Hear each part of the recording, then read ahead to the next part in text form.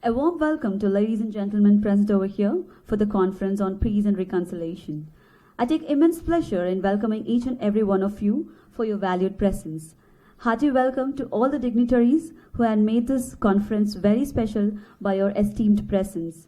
We are much honored, sirs and madams. The Sri Vishnu Mohan Foundation cordially invites you to a conference on peace and reconciliation. Perspectives from Religion and Philosophy, a conference supported by ICPR.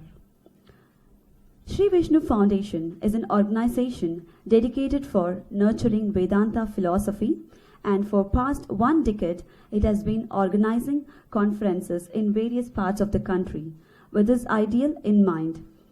In recognition of this service to philosophy, ICPR, a central government agency constituted for academic philosophy, has been funding for the programs organized by the foundation.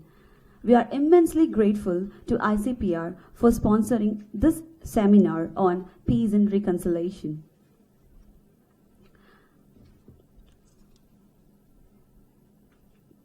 Prayer. Vedic prayer by students of Sanskrit College, Chennai.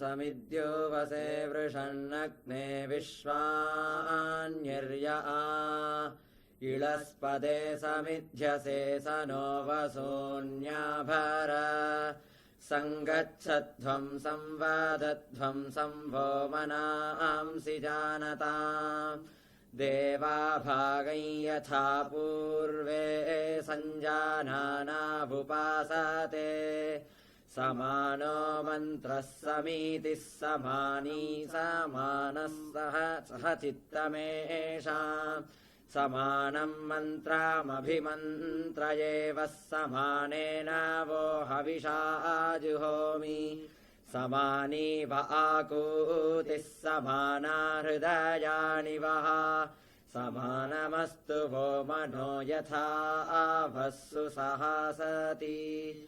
Om.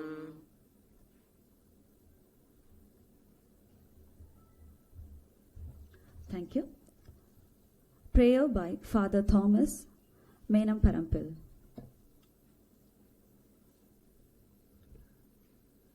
God, Almighty and merciful, order of all things, we are grateful to you for bringing us together this morning, people with enormous experience and enormous talk of goodwill.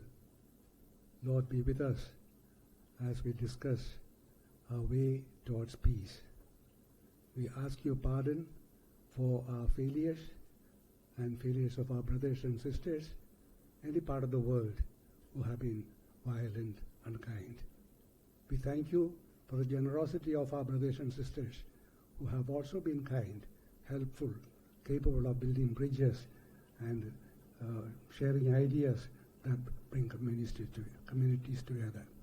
On this occasion, we are gathered from different parts of our country, different sections of people, different communities. Be with us with your light. Guide us so that we may reach useful conclusions for the benefit of our own people, for our nation, and for the good of humanity.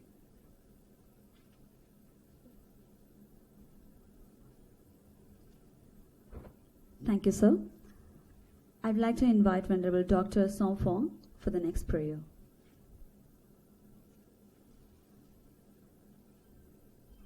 I will chant to keep the peace for all of us. Apivatana silisa nityang buddha pacayino cattalo dhamma vatanti ayuvanno sukhang phalang. Thank you.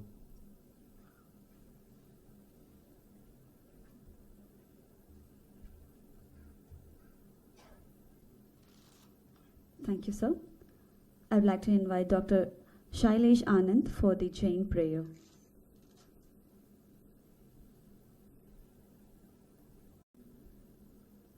little correction. This is going to be an impartial Tri-mantra. It's not Jain. The enlightened, self-realized Gnani Purush saw in his divine knowledge that if understood correctly, these three mantras connect to all enlightened souls of the universe, and it's only one. They are not three separate mantras. It's a divine source of energy and maybe a tool for unification of India and much more. So I'll say it with 2 times, and for its deeper meanings we can dwell during the lunch hours or during other times. Namo Vitragai, Namo Arihantanam, Namo Siddhanam, Namo Ayariyanam, Namo Vajjayanam, Namo Loe Sawa Sahunam, Aiso Panchana Mukkaro, Savapavappanasano, Mangalanancha Sauvesim, Padamam Havai Mangalam. Om Namo Bhagavate Vasudevai, Om Namah Shivaya, Jai Satchidanand. Namo Arihantanam, Namo Siddhanam, Namo Ayariyanam, Namo Vajjayanam, Namo Loe Sawa Sahunam, Aiso Panchana Mukkaro, Savapavappanasano, Mangalanancha Sauvesim, Padamam Havai Mangalam. Om Namo Bhagavate Vasudevai, Om Namah Shivaya, Jai Satchidanand. And this last Jai Satchidanand is not an individual, it's the true real self of each one of us, which is Sat Chit and Anand. Jai Satchidanand. Thank you, sir. I would like to call upon respected Haji Syed Salman Chishti for the Islamic prayer.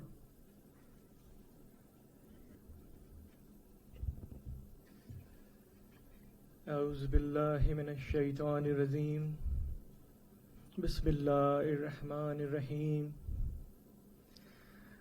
الحمد لله رب العالمين الرحمن الرحيم مالك يوم الدين إياك نعبد وإياك نستعين اهدنا الصراط المستقيم صراط الذين أنعمت عليهم غير المغضوب عليهم ولا الضالين بسم الله الرحمن الرحيم إنا أعطيناك الكوثر فصل لربك وانحر إن شانئك هو الأبتر صدق الله العلي العظيم إن الله وملائكته يصلون على النبي يا أيها الذين آمنوا صلوا عليه وسلموا تسليما اللهم صل على سيدنا مولانا محمد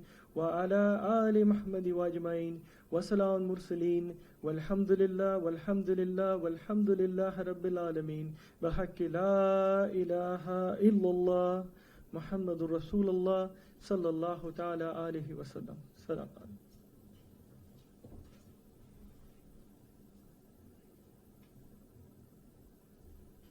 Thank you, sir.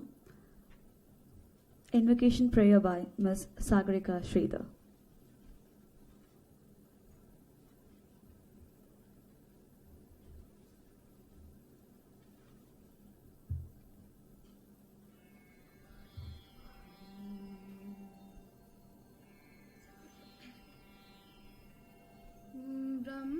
ब्रह्मानन्दं परमसुखदं केवलं ज्ञानमूर्तिम् ब्रह्मानन्दं परमसुखदं केवलं ज्ञानमूर्तिम् द्वन्द्वातीतं गगनसदृशं तत्त्वमस्यादिलक्ष्यम् द्वन्द्वातीतं गगनसदृशं तत्त्वमस्यादिलक्ष्यम् एकं नित्यं विमलमचलं सर्वदि साक्षिभूतम् एकं नित्यं विमलमचलं सर्वदि साक्षिभूतम् भावातीतं त्रिगुणरहितं सद्गुरुं तं नमामि भावातीतं त्रिगुणरहितं सद्गुरुं तं नमामि सद्गुरुं तं नमामि सद्गुरुं तं नमामि सद्गुरुं तं Namami.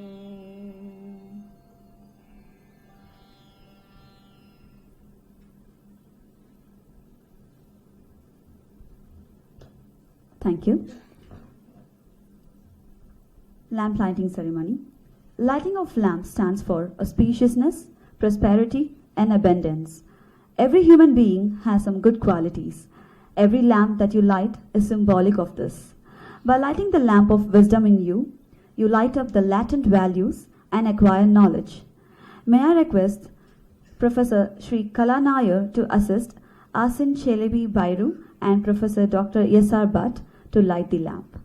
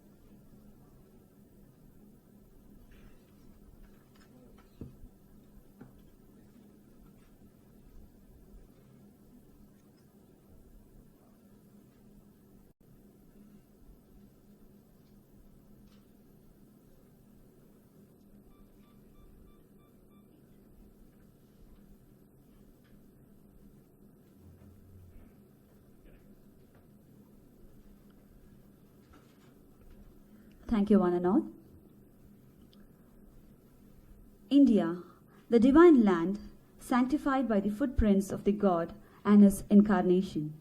The aspirants seeking ultimate liberator, the siddhas, the sages, ascetics, and the sadhus practicing penance and adorning it still more in its western region, which is called Gujarat, where all the 5 incarnations of Bharat stepped in, made it their field of action, and transformed it into a holy place of pilgrimage.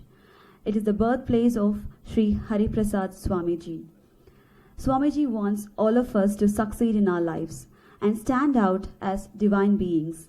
Once you make up your mind, Swamiji will no doubt give you the strength you can succeed. Dedication by Sri Hariprasad Swamiji.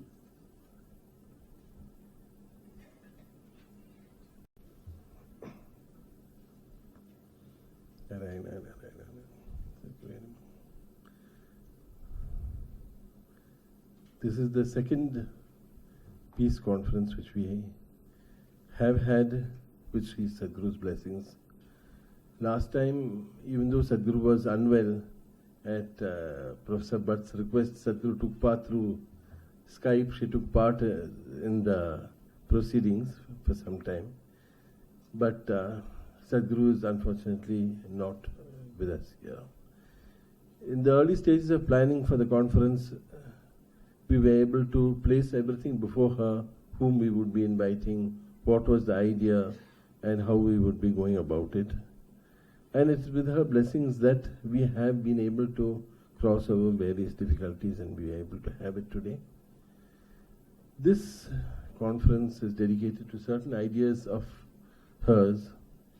One is what is written here. God realization is like a mountain peak. From the top you can see all the paths leading to it. All are arduous, but all lead to the summit. Only people at the summit or those who approach the summit know that all the paths lead to it. It's the people at the foot of the mountain who fight over which path is superior. Another thing that Sadhguru said was that, are you going into tomorrow carrying the burdens of 1,000 yesterdays? So, these two have inspired the thought of peace and reconciliation. That peace is to be found by understanding, and reconciliation by not carrying burdens of yesterday, burdens of thought, of grief, of grudge, burdens of expected happiness. We were happy yesterday, so we must be happy today. And so Sri Krishna, from whom the inspiration, this foundation and Sri Sadhguru received her inspiration, we consider him to be a great Indian first and later a deity. He said that whatever you do, do it as an offering to God. So that way he was able to move away our focus from ourselves onto God, but he moved it onto God. So our actions are not self-oriented but God-oriented. So similarly, when we have this conference, when we have any of our activities, with Sadhguru's blessings, we keep these thoughts of Sadhguru foremost in our mind, and we do everything as an offering to God, keeping always, when I have been as Sadhguru's representative doing all these things, I have always kept in mind what Sadhguru, the second last teaching I received from Sadhguru. Sadhguru said to me about a person who had met her, Sadhguru said, it does not matter where she prays, it does not matter to whom she prays, it matters how she prays and whether she prays. So Sadhguru's focus was always on the values, the basic values which are common to all the religions. People talk about religious fundamentalism, but none of these fundamentalists go to the fundamentals of the religion, which is right conduct, love, a sense of dharma, non-violence. All that has no place in the thought of the fundamentalists, so-called fundamentalists. They are only talking about I and mine. So in this conference, we dedicate ourselves to Sadhguru's idea that it doesn't matter to whom or where, but how we pray.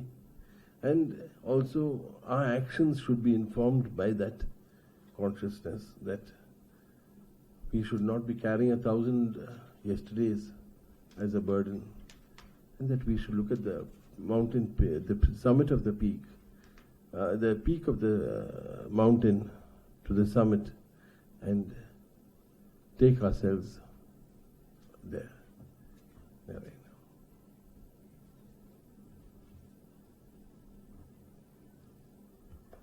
Thank you, Swamiji.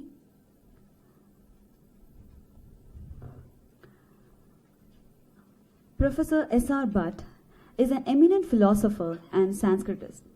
He was General President of Indian Philosophical Congress, All India Philosophy Association. He retired as professor and head and coordinator of UGC Special Assistant Program. I invite him to share the thematic address. Thank you. Tasmai Jeshthaya Brahmane Namaha. Sarvebhyo Namo Namaha.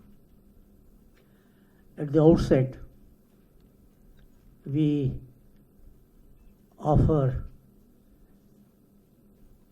our respectful homage to Her Divine Holiness, late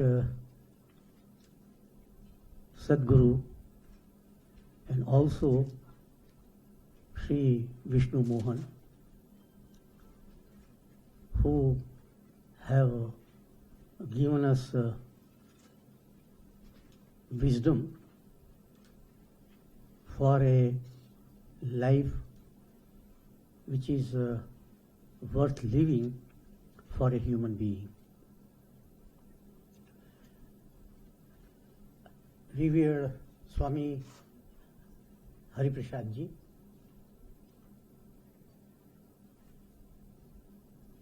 distinguished delegates on and off the dais, it's really a very happy occasion to have a gathering of enlightened souls to ponder over a theme which is very much significant and needed in contemporary times in particular, but that has been a problem since the dawn of human civilization. But before I dwell upon the subject, I welcome all of you and offer our sincere gratitude for gracing this particular gathering. The humankind has always endeavored for realizing perfection which is within us in the form of inherent potentialities and capabilities. The Upanishadic seers therefore enjoined, and I quote, Asato ma sadgamaya, tamso ma jyotirgamaya, mrityor ma amritam gamaya. So, humankind has always undertaken a march on to perfection. It's not that we are not perfect. We are perfect. But we don't realize perfection which is hidden within us. We have infinite potentialities which need to be realized. And this is what is meant by perfection. When there is perfection, there is always peace. Due to imperfection, there is disturbance of peace. Peace is something which is natural to us. Disturbance of peace is unnatural. It is adventitious. It comes from outside. And therefore, peace is not problematic. Disturbance of peace is problematic. And when there is disturbance of peace, there is a need for reconciliation.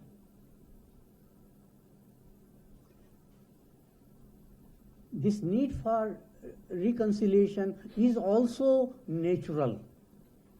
Peace is natural, reconciliation is also natural. And therefore, we have to ponder over both. What exactly do we mean by peace? And if there is a disturbance in peace, what are the causes which occasion disturbance, and how we can have remedial measures? And therefore, our deliberations should have three parts. One, pertaining to the nature of peace, different dimensions of peace, peace in relation to other virtues like prosperity, like justice, like mutual acceptance, mutual toleration, and so forth. And the second part should be that what are the causes which are responsible? Some of the causes are internal. some of the causes are external, and therefore we have to diagnose the causes within and outside. And then accordingly we have to undertake remedial measures.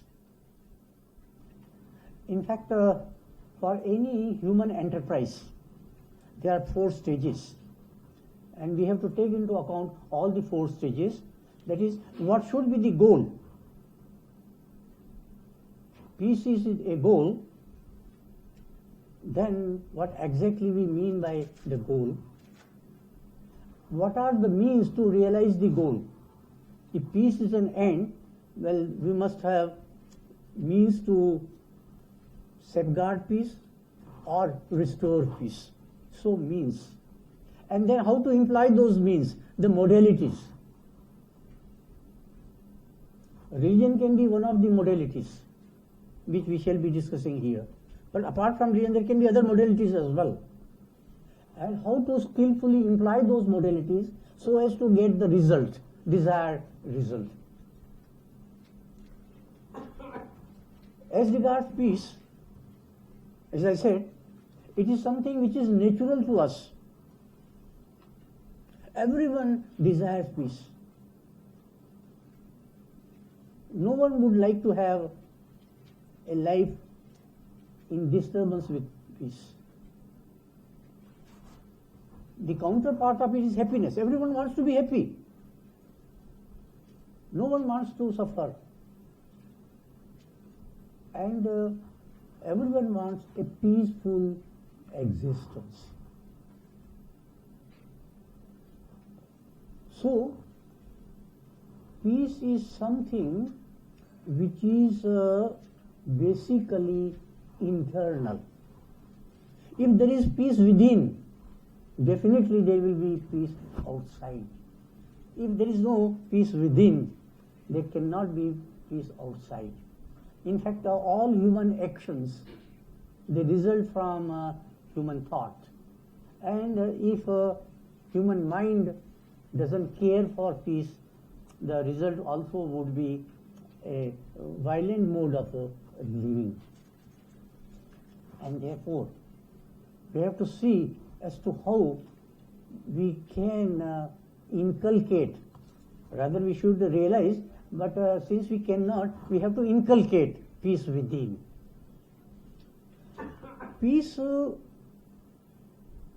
is not apartheid.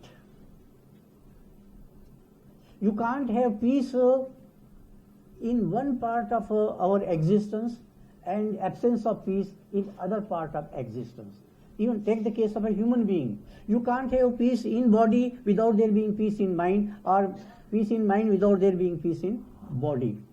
Ours is a psychophysical complex animated by some spiritual principle. There has to be peace in every part of our constitution, human constitution. But this apart, there should be peace not only in an individual, there has to be peace in society, there has to be peace in nation, and there has to be peace at the globe at large. So we have a Shanti mantra in our tradition, and in our Shanti mantra we talk of peace within, we talk of peace on earth, in water, in air, everywhere. So peace therefore is impartite. Likewise, geographically also, you can't say that there can be peace in India and absence of peace outside India, like that. If peace has to be realized, it has to be realized in all parts of the world. And therefore, we should have a holistic, integrated approach to realize the peace. Peace is not only multidimensional in this sense, peace is also multi-relational. It is related to other values, and therefore we have to draw a value schema in which peace is related to truth, Peace is related to prosperity. Peace is related to justice. Peace is related to equality and fraternity. The Vedic mantra which was recited in the beginning itself stands for equality and fraternity. There has to be amity. There has to be some sort of oneness in our existence, in our thoughts, in our feelings, in our relationships. This particular Vedic mantra is very much significant to guide us as to how there can be an holistic, integrated living for humankind. So, peace in relation to other values is very much significant. The subclass of our deliberation is in relation to religion and philosophy. Religion and philosophy are not only descriptive of nature of reality of a human being, reality of non-human species, reality of the cosmos. It is also prescriptive. Apart from being descriptive, it's also prescriptive of the values which ennoble our life. And therefore, we have to understand peace in relation to other values and ideals which humankind has always cherished. And these values are common to all cultures, to all religions. No religion in the world would say that there should not be peace. Everyone aspires for peace, everyone inculcates peace among its followers. And therefore, peace is something which is a highly valuable ideal for a human being. A human being need not just be educated. Of course, education is good, but human being should also be a person having an ideal life, a good life. Apart from learning, goodness, virtue is also important. And peace would be the highest virtue. A counterpart of peace is ahimsa, non-violence.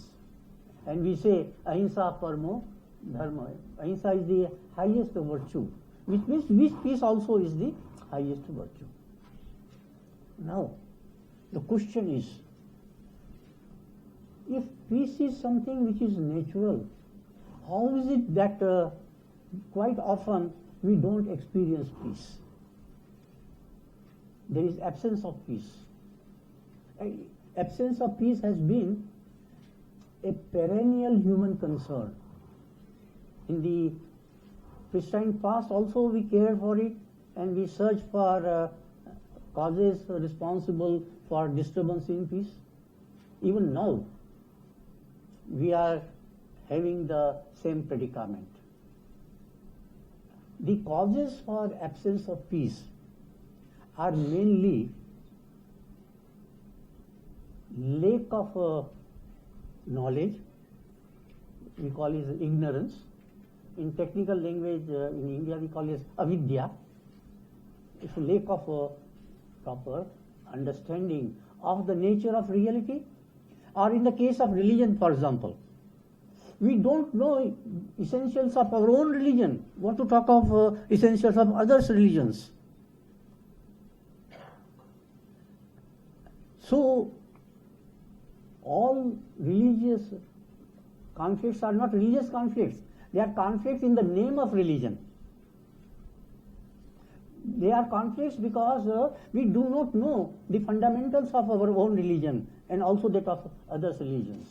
Or sometimes not because of ignorance, but because of some vested interest also. We try to present a distorted picture of fundamentals of religion. And therefore, it is our bounden duty to see that the fundamentals of our own religion are properly understood, and also fundamentals of other religions are also properly understood. That's why we have this sort of an inter-religious gathering. It's very much meaningful, it's very much useful, so that there is a mutual understanding, and if there is any ill-conceived notions, prejudiced notions about our own religion or others' religion, they can also be sorted out and rectified. So I think it's very much needed that we have not only diagnosis of the causes of religion, but also the remedial measures, and these remedial measures can be mainly drawn from religion as also from philosophy. But then one thing more important with which I conclude, and that is, it's the age of science and technology, and science and technology can be boon, they can also be bane. They can be instrumental for realization of peace, they can also be instrumental for disturbance in peace. And therefore, science and technology must be given proper direction. They can't be value neutral. They must be engineered in such a way that they bring about prosperity, justice, and happiness for not only human beings but also for the entire globe. Our aim should not be anthropocentric. Unfortunately, most of the times we are anthropocentric. Our aim, we should be cosmocentric. We have to care for the entire cosmos. Bhagavad Gita says, Sarva Bhuta Hita. Well, that should be our ideal, that should be our goal. According to that goal, we should have means to adopt, modalities to adhere to, and the result should be equitably distributed all over the globe. So I hope the deliberations in this seminar would be meaningful, would give us a proper guidance, and would send a message to the entire world. That has been the longing of late revered Sadhguruji, and I hope that we stand up to her expectations and do the big. Thank you very much. So once again, I welcome you and offer our sincere gratitude to you for gracing this particular seminar. Thank you very much. Thank you, sir. I request Swamiji to honor Dr. S.R. Bhatt with a shawl and a memento.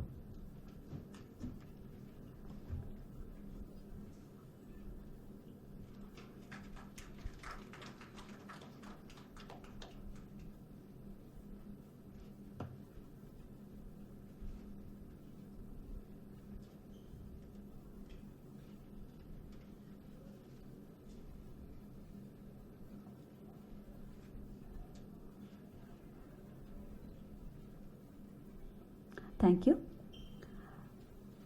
She is the Vice President of the International Melana Foundation, an active member of the Malawi Order, as she elucidates on the fascinating and inspiring role of women within the Malawi Order and Sufism in a contemporary context. Asan Chelebi Bairu is a pivotal figure in contemporary Sufism today and globally proactive in promoting Rumi's teaching. I would call upon respected Asan Chelebi Bairu of Konya, Turkey, to deliver her inaugural address. Welcome, ma'am. Muhterem dostlar, programı hazırlayan herkese çok teşekkür ediyorum. Sözlerime böyle başlamak istiyorum. Esteemed friends, first of all, I'd like to start my speech by thanking to all those who made this gathering possible. İnanıyorum ki bu toplantı dünyaya sulh getirecek bir tohum olacak. Ve biliyorsunuz ki bir tohumdan bir orman olur. I do believe that this meeting shall become a seed to bring the peace onto earth, and as you all know, a seed is the starter of a forest.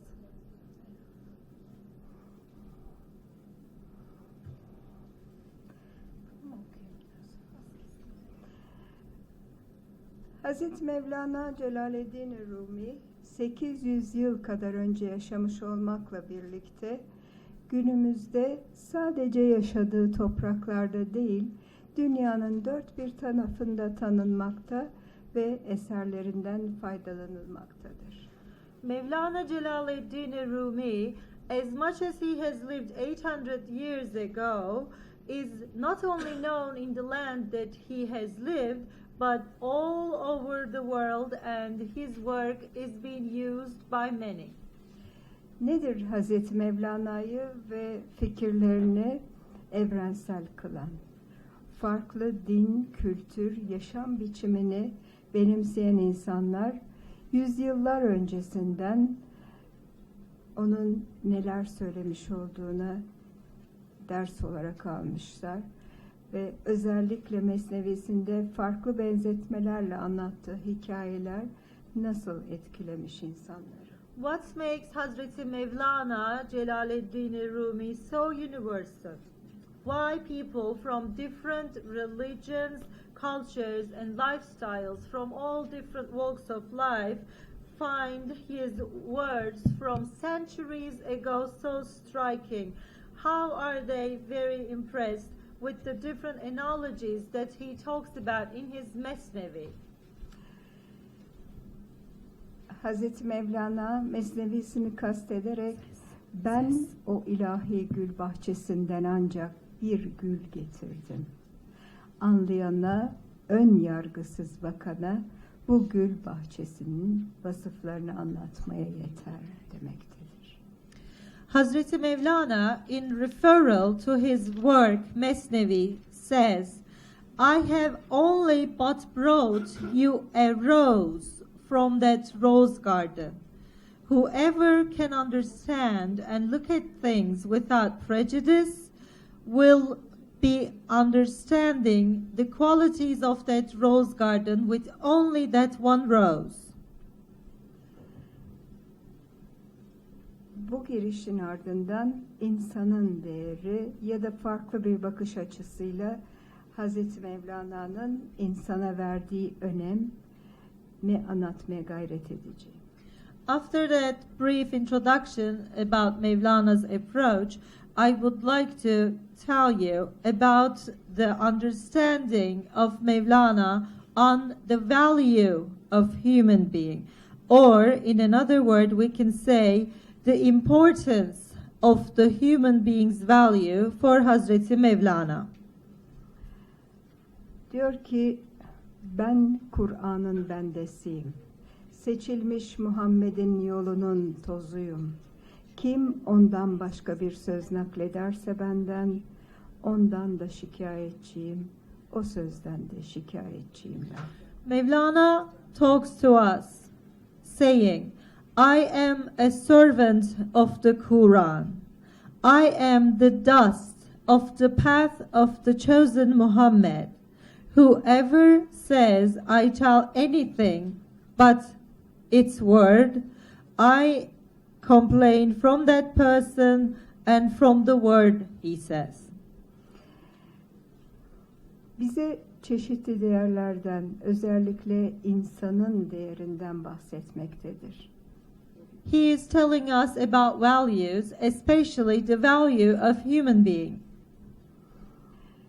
Mesela bir rubayisinde şöyle der. Keseyle dağarcığın ne değeri var? İçinde altın olmayan kese ve dağarcık kıymetli değildir. Nitekim tenin değeri de canla, fakat canın değeri de Canan'ın ışığıyla bellidir. What worth does a pouch of gold has all by itself? If there is no gold in the pouch, what good is it? Just the same way, the body is not of worth and value if there is not the soul inside that body. And the value of the soul comes from the beloved, the creator that the soul loves. Görüldüğü gibi Hazreti Mevlana'ya göre insan çok değerlidir. Diyor ki, insanın gerçek değerini söylersem ben de yanarım dünyada. Fakat ne yazık ki insan değerini bilemedi. Kendini ucuza sattı. İnsan aslında çok değerli, atlas bir kumaş iken kendini bir hırkaya yama yaptı.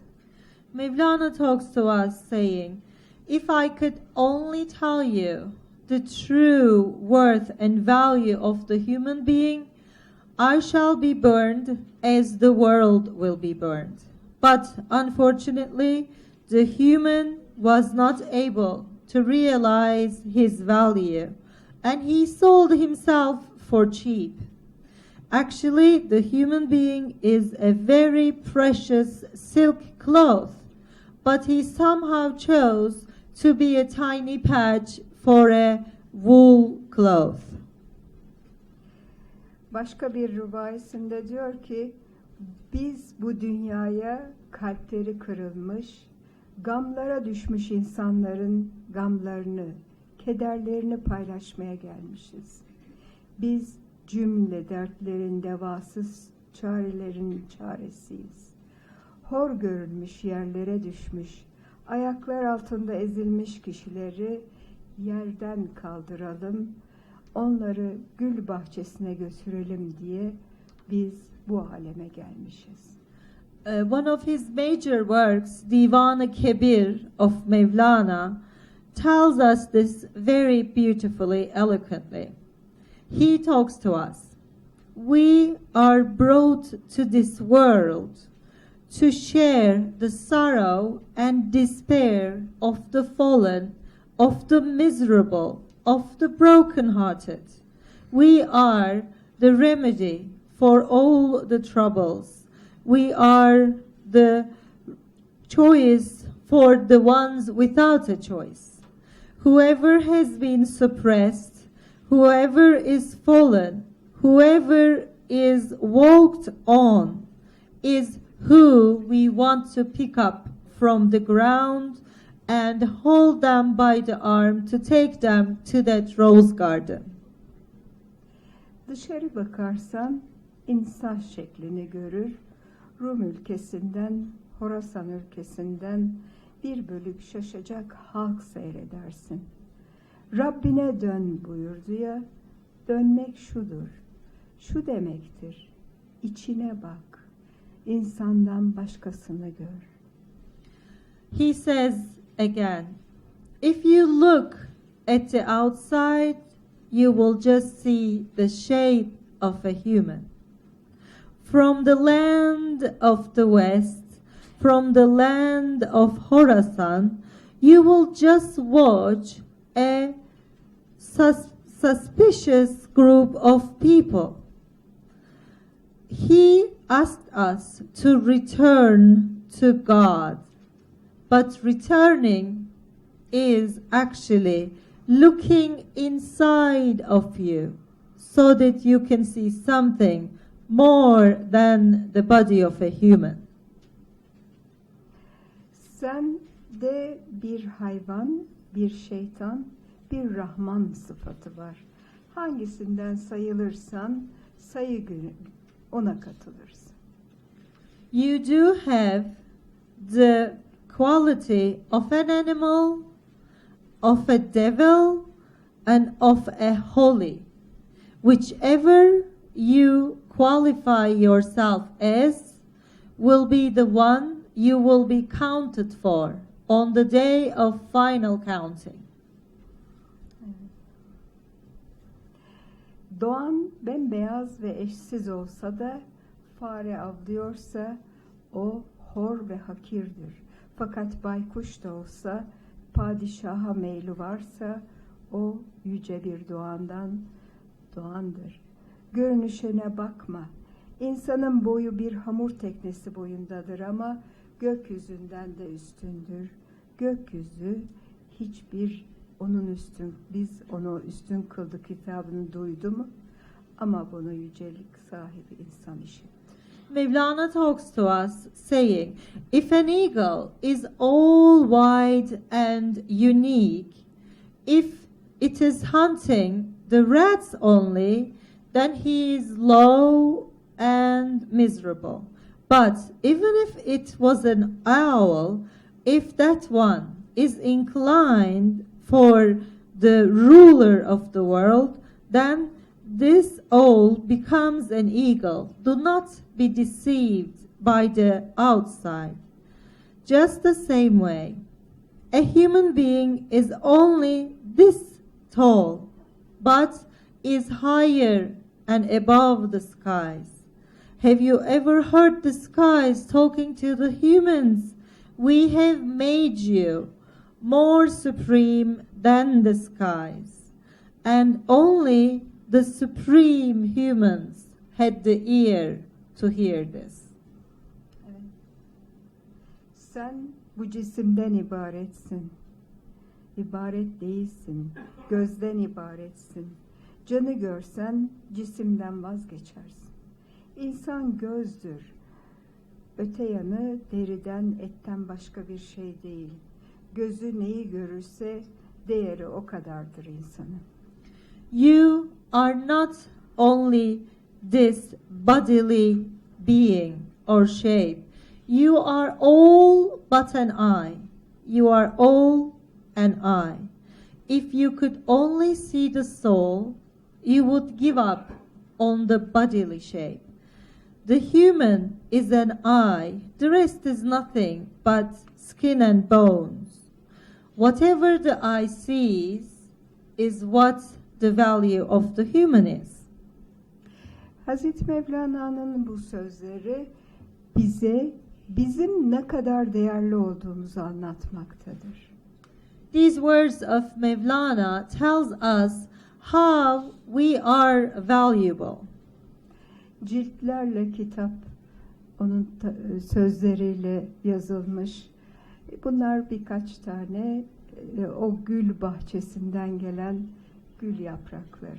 He had volumes and volumes of works that we have only shared with you a couple pages of, just like that one single rose resembling that huge rose garden. Biz Müslümanlar olarak söylüyorum, öbür dinleri fazla bilmediğim için.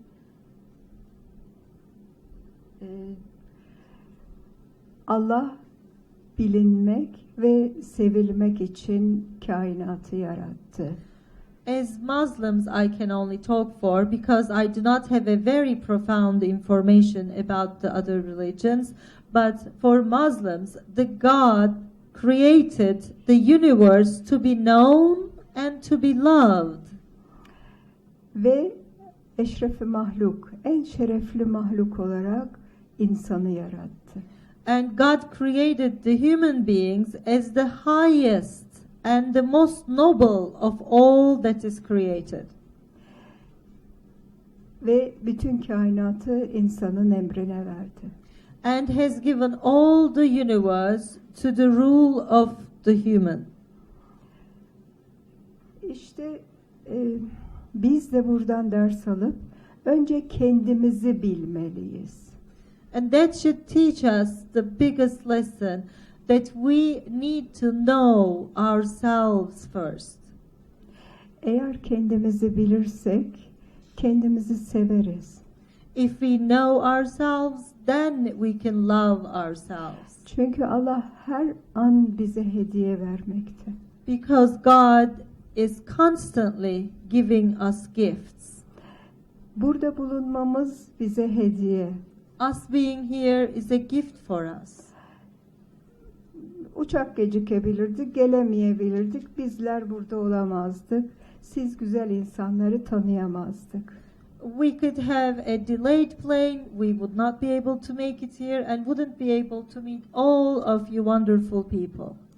Sizlerin bir başka işleri olabilirdi ve sizler de burada olamayabilirdiniz. Bu güzel beraberliği yaşayamazdık. Or maybe you would have something else coming up and you couldn't be here and we wouldn't be able to make this wonderful gathering. İşte bu en basitinden şu anda bize verilmiş bir hediye. this is just a simple example of a gift being given to us at this Hepimize. moment, to all of us. İşte insan olarak düşündüğümüzde sevdiğimize hediye veririz. When we think of it as humans as well, we do like to give gifts and presents to the ones we love. Birisine bir şey vermemiz gerekirse veririz ama eğer onu seviyorsak onu memnun edecek bir şey vermek için uğraş veririz. We might give gifts or presents just because we have to sometimes. But if we really do love someone, then we try to give the gift that'll make them the happiest. İşte buradan kendimize pay çıkarmalıyız. Gerçekten insanoğlu sevilecek bir yaratık. And this should show us the truth that the human is actually the one to be loved. Kendimizi bildiğimiz zaman kendimizle barışırız. Once we get to know ourselves, then we become in peace with ourselves. Ve ancak o zaman etrafımıza o sevgiyi paylaşabiliriz. And only then we can share the love and the peace with the people around us. Demek ki barışa önce kendi kendimizle başlamalıyız. So this calls for us starting being in peace with ourselves first. Kendini sevmeyen, kendiyle barışık olmayan, kendini bilmeyenin barışla bir işi olamaz ki. One who doesn't know himself or herself or doesn't love herself or himself cannot be in peace with himself or herself. So if one doesn't have the peace with oneself, how can one have peace with others? Evet. Hiçbirimizin birinden farkı yok. Ülkelerimiz, din, inançlarımız hepsi bize verilmiş hediyeler. Farklı olabilmemiz için verilmiş, bir arada yaşayabilmemiz için verilmiş hediyeler. We're not any different from one another, from the next person. No matter what religion or what qualities or what culture we might seem to have, they actually are gifts. Our differences are gifts given to us so that we can actually honor the other person and live in peace with them. Bakın 5 parmağım farklı. Look, all my 5 fingers are different from each other. Biz Türkler güzeli böyle anlatırız. In Turkish culture, when you want to say something is very nice or beautiful, this is the hand gesture you do. Farklı şeyleri bir araya All the getirerek 5 different fingers and the toe coming together to make it beautiful. Evet. Onun için bu toplantı umarım birçok toplantıyı daha peşinde getirir ve dünyaya barış ve güzelliği bu toplantılarda konuşarak hep birlikte bulabiliriz. Çözümü. I do believe as the fingers of the world, as much as we might look different, this conference brings us together as well to make the world a more beautiful and peaceful place. Hazreti Mevlana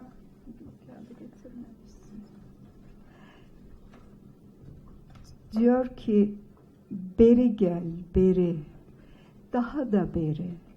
Bu yol vuruculuk ne zamana kadar sürüp gidecek? Madem ki sen bensin, ben de senim.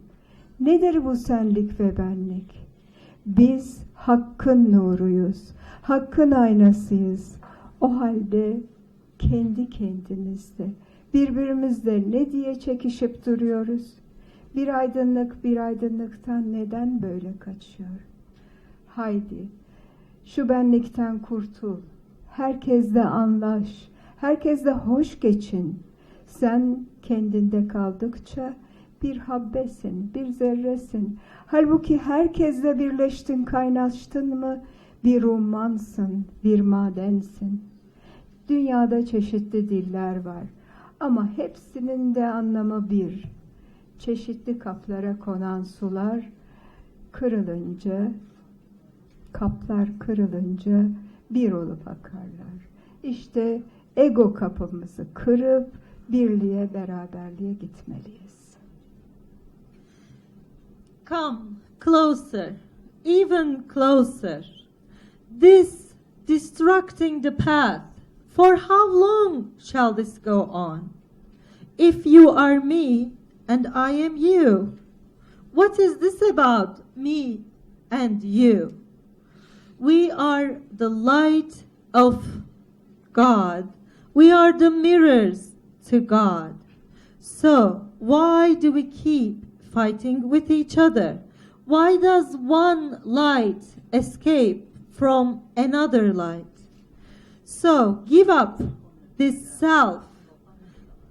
Agree with everyone, get along with everyone. As long as you stay with just yourself, you are one, just a piece, a particle. But once you rejoice and unite with everyone, you are an ocean, you are a mind. There are all but different languages in the world, meaning all but the same. All the waters in different containers become one once the containers are broken. So let us break the container of our egos so that we can run as one. Thank you.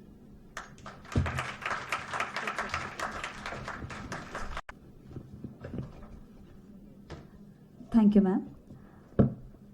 I would request Dr. Shrikala Nair to honor respected Asan Chalavi Bairu.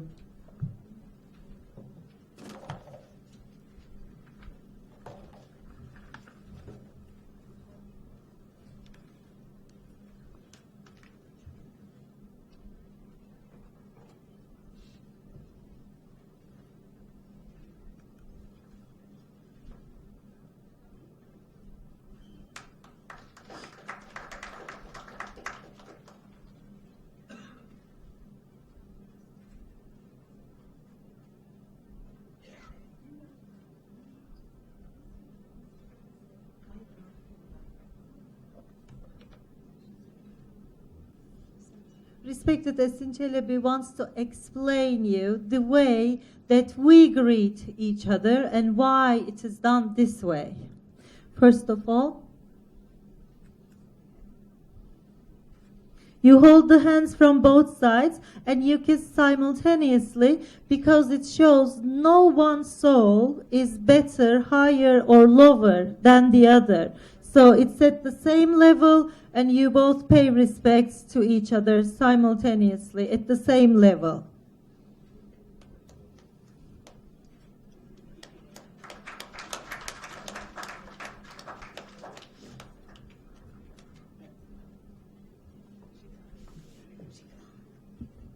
Thank you, ma'am.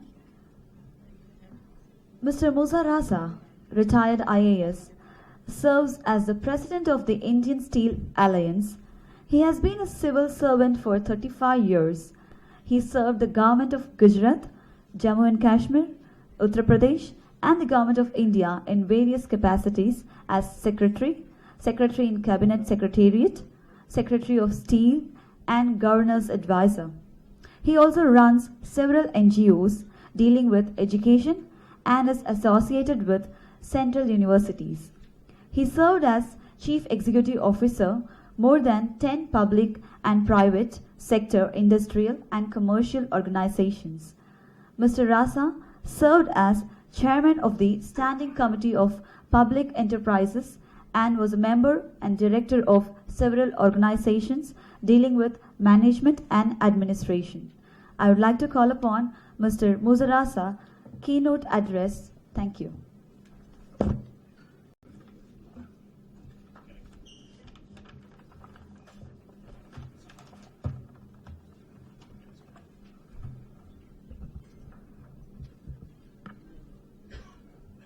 Bismillahir Rahmanir Rahim. In the name of God, the most merciful and the most beneficent.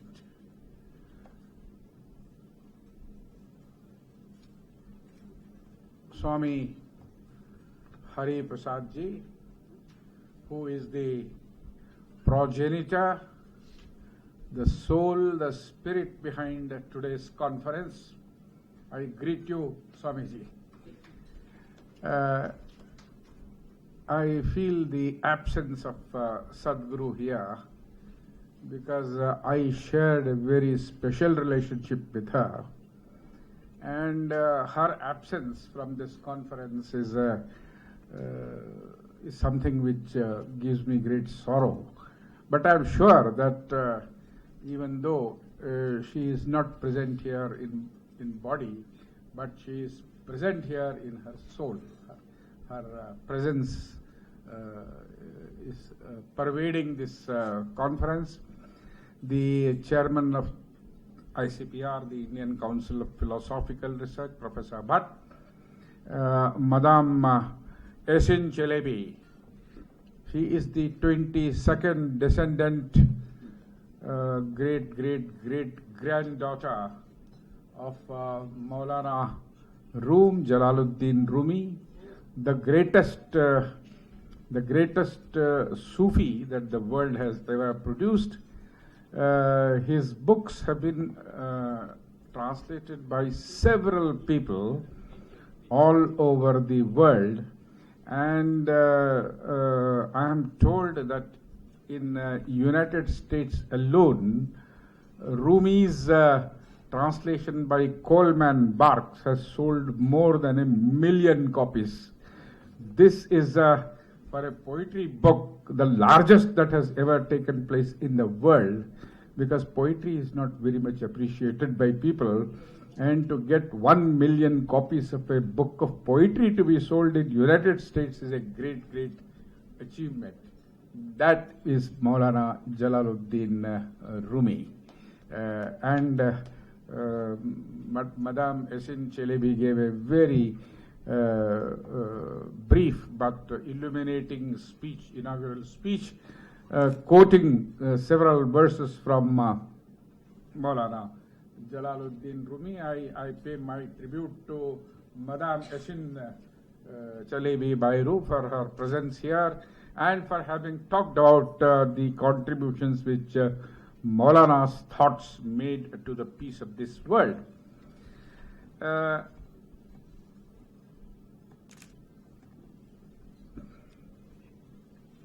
Stephen Banyan, I don't know whether you heard of this gentleman. Yesterday, the Hindu in the middle carried an article called The Resurgent in the White House, talking about this gentleman, Stephen Banyan. Stephen Banyan, the founder of Bright Heart website, a shadowy figure until 6 months ago, now sits in the White House as the ideological guru of President Trump. Ideological guru. Yesterday's Hindu terms him the second most powerful man in the US. He calls Islam a culture of rape. He calls Islam a culture of rape. He believes that there will be a third world war involving Islam. This is what Stephen Banyan has said. God save the world if President Trump goes by the advice of his chief strategist. Two things are infinite: the universe and the human stupidity, said Albert Einstein. And he continues, and I'm not so sure about the universe. Human stupidity is destroying the peace of this world, especially if we entrust the destiny of the world into the hands of political or religious fanatics and bigots. An Arabic poet In the 8th century Baghdad, Abul Ala al-Ma'arri wrote, I am giving only the translation, not the original Arabic. This world consists of two great schools, he said, Abul Ala al-Ma'arri. This world consists of two great schools, enlightened knaves and religious fools. Let us be clear on this point. It is not religion which has led to the historic conflicts of the world, whether it was the First World War or the Second World War or Pol Pot or whatever you have got. It is not religion which has led to the historic conflicts of the world, as amply proved by Graham Fuller in his remarkable book, World Without Islam. No religion, Christianity, Islam, Hinduism, Buddhism, Jainism, Sikhism, you name any religion of the world, and even their myriad offshoots have ever advocated violence, injustice, untruth, oppression, theft. None of them have advocated any of these things. They have all preached the essential unity of mankind, the pluralism, the inclusiveness, peace and reconciliation as the essential necessities of survival of existence. It is the later interpreters of religion, the so-called contractors of religion, who have taken over religion into their own hands, especially the recent crop of self-appointed evangelists, rabbis, muftis and pandits who are squabbling among themselves essentially to safeguard their territories, power and livelihood. As a Sufi poet remarked, Dar hayratan ke tafraqae kufro deen kujast. Dar hayratan ke tafraqae deeno kufro deen kujast. Az yak chirag kababo budkhana rosharast. Meaning, I am amazed. What is this dispute between infidelity and faith? One lamp lights the Kaaba and the temple. One lamp lights the Kaaba and the temple. It is the enlightened knaves and the religious fools of Al-Ma'arri who are keeping the pot of conflict boiling all over the world. Tamils versus Sinhalese in Sri Lanka, Hindus versus Muslims in India, Shias versus Sunnis in Iraq, Bahrain, Yemen, Sunnis versus Alawis in Syria with the unknown terrible entity called ISIS, a successor of the Kharijites, Mazdakites, Karmatis, Mahdabis and what have you, Christians versus Muslims in Nigeria, West Africa, with an entity, terrible entity called Boko Haram involved in this conflict.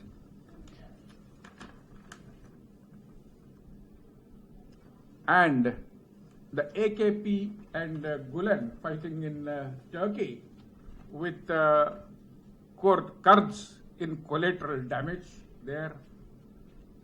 30 terrorist organizations, 30, not one, 30 terrorist organizations holding Pakistan to ransom and killing innocent people there and attacking the shrines of the Sufis and the saints in Pakistan.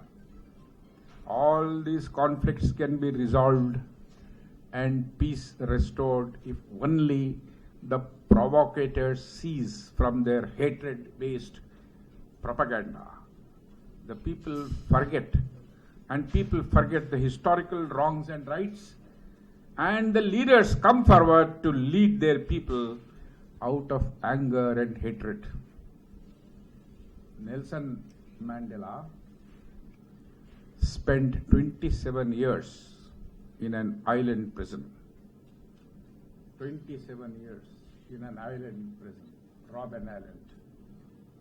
He writes, as I walked out, I'm quoting, as I walked out the door towards my freedom, I knew that if I did not leave all the anger, hatred and bitterness behind, that I would still be remaining in the prison.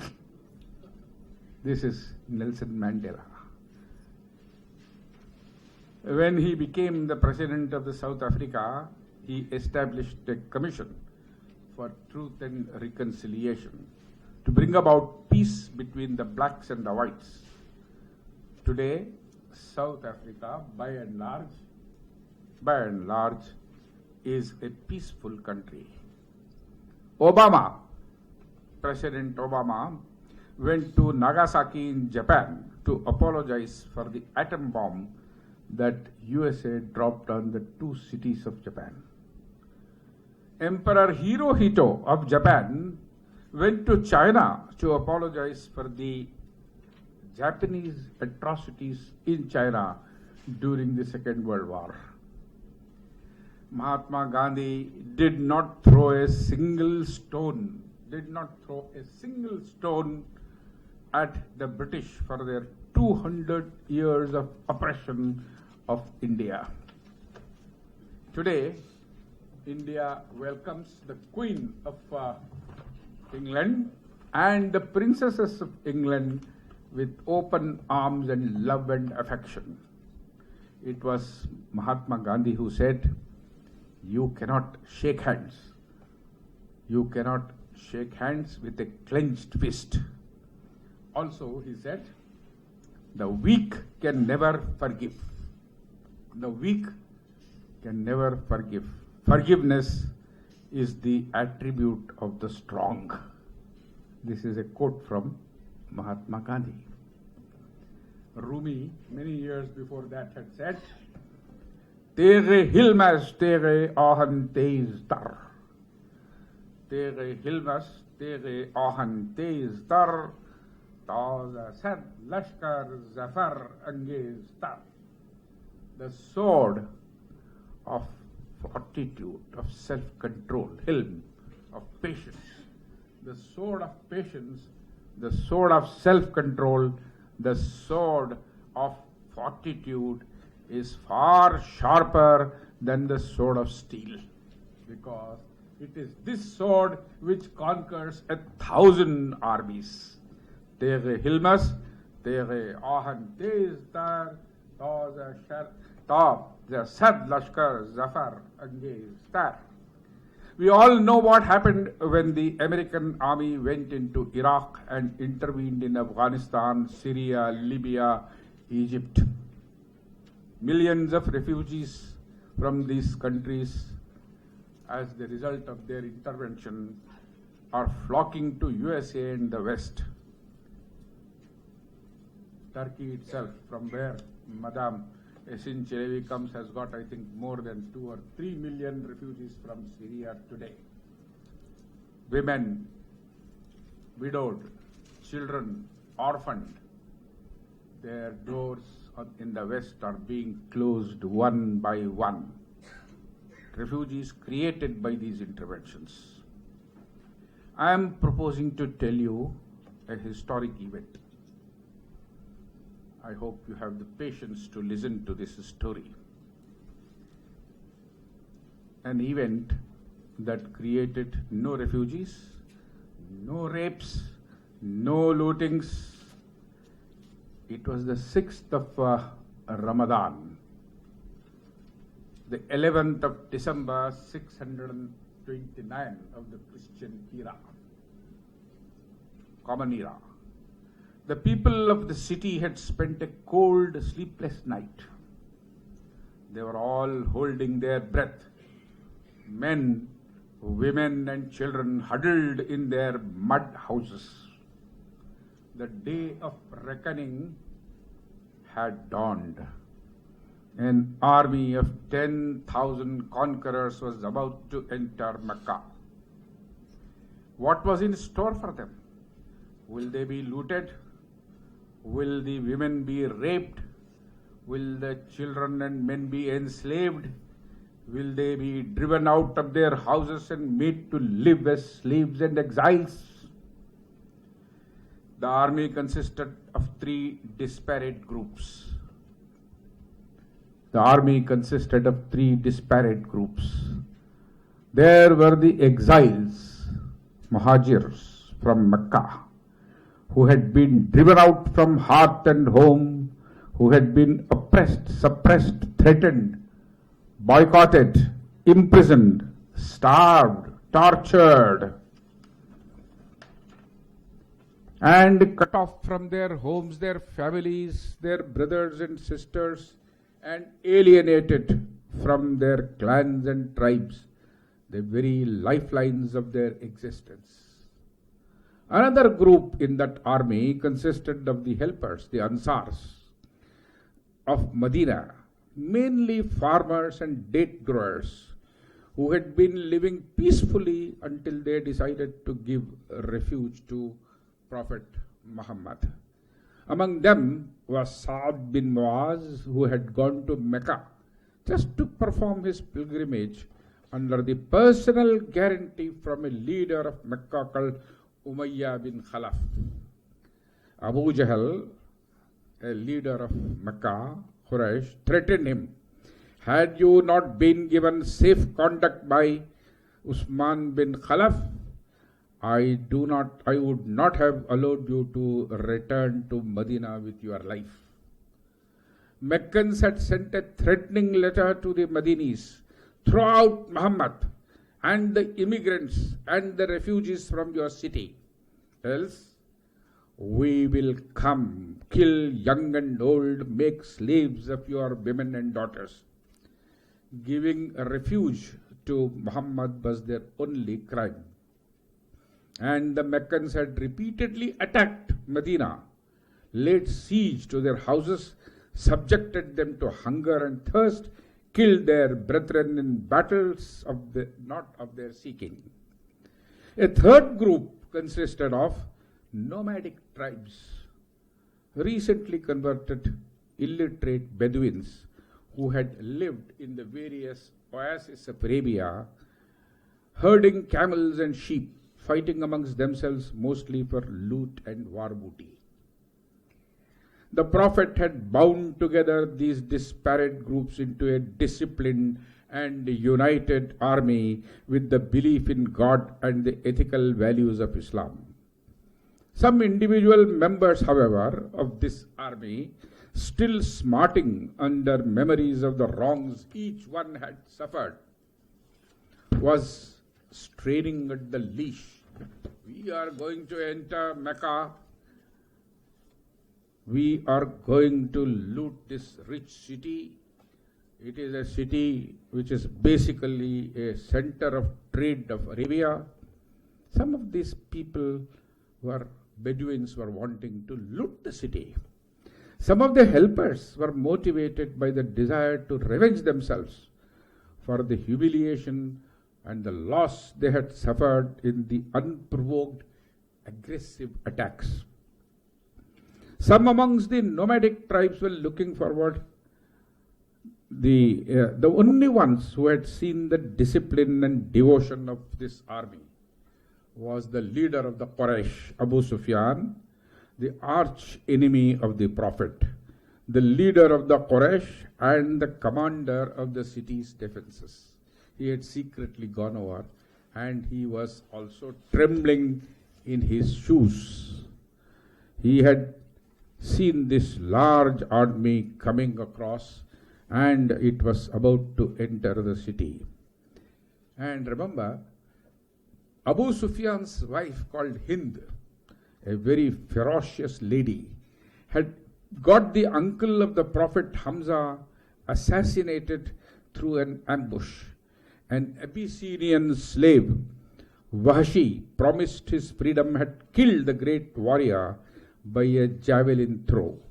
He had then ripped open, and this is all historic, ripped open the chest, removed the liver, and carried it to Hind, the wife of Abu Sufyan.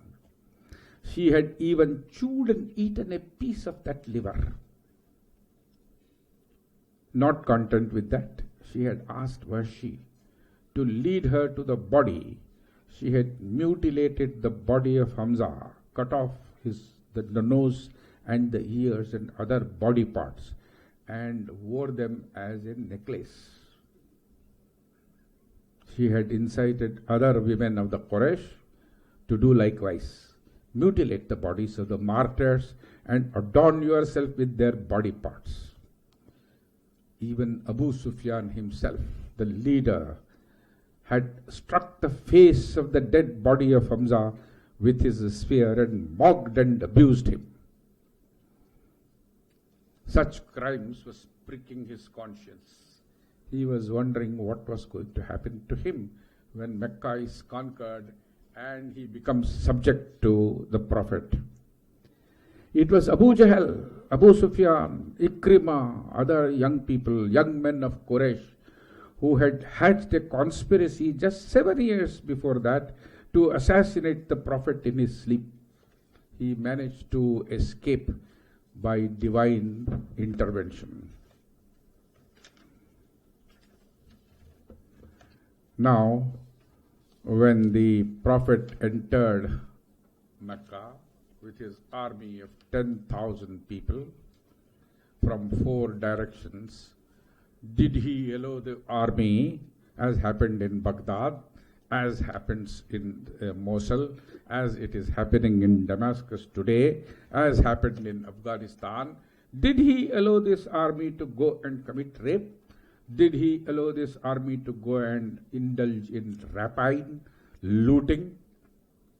He declared a general amnesty. He said, no, no one will be touched, no house will be touched, all will be forgiven this day. He asked the collected Quraysh, he asked them, how do you want me to treat you? He replied from the Quranic quotation of what the Prophet Joseph had told his brothers.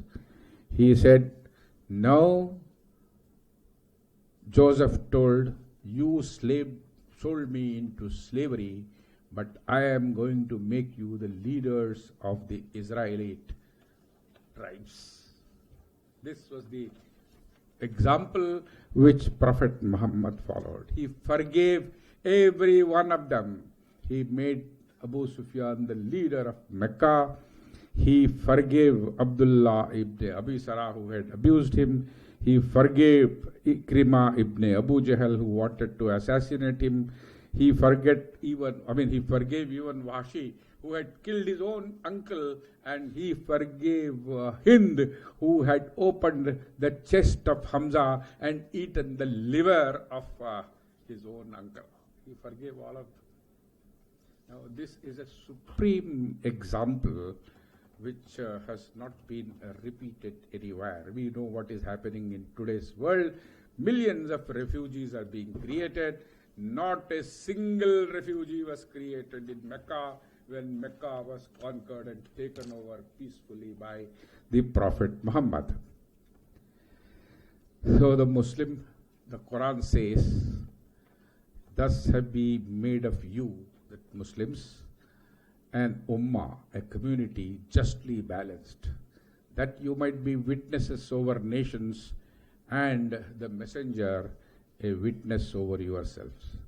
So the Muslim community has been created as a community of justice, balance and moderation.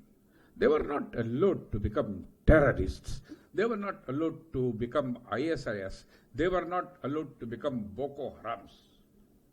This is totally against the spirit of Islam, against the spirit of what Prophet Muhammad preached. He said, not only not to become terrorists, he said, beware of severity in religion.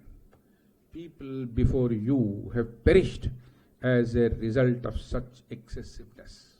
This is his quote. The people who transgressed, especially the Ahl Kitab, the people of the book, Jews, Christians, Sabians, Persians, who indulged in inquisition, persecution for heresies, autodafes, the torture, the rack. The Quran says, O people of the book, exceed not in your religion the bounds of what God has laid, transgressing beyond truth and justice.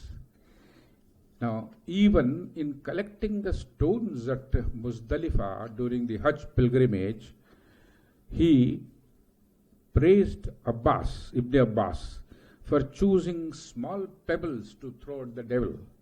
He said, beware of excessiveness in religion. Large stones may accidentally injure other pilgrims if you throw them at the devil. Ruined, I am quoting from him, ruined were those who indulged in tanatto. The Prophet repeated this word thrice, the tanatto, admonishing Muaz bin Jabal, O Muaz, who led prayers and recited long chapters. O Muaz, are you putting the people on trial by reciting long prayers? They are old people, women with children. Because he recited these long prayers, he was rebuked. Extremism leads to bigotry and intolerance.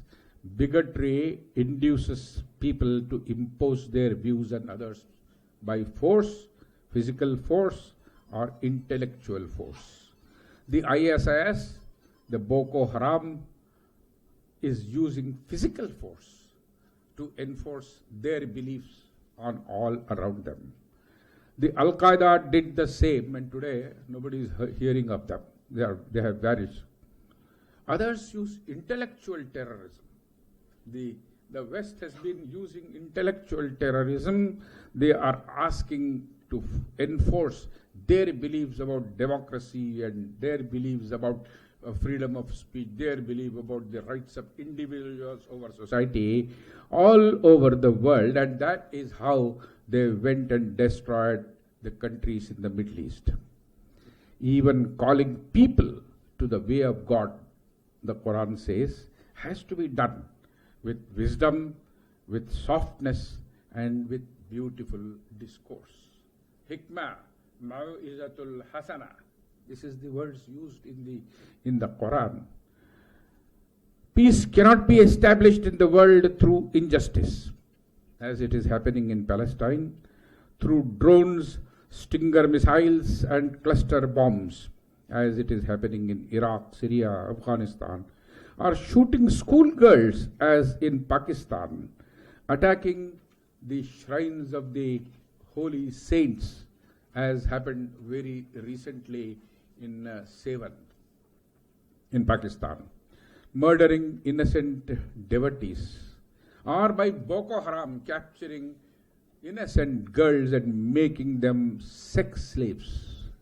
Peace gives a dividend only if you follow the example of the Prophet in forgiving Abu Sufyan, the Ikrimas, the Ibn Saras, the Suhails, the Habbars of this world.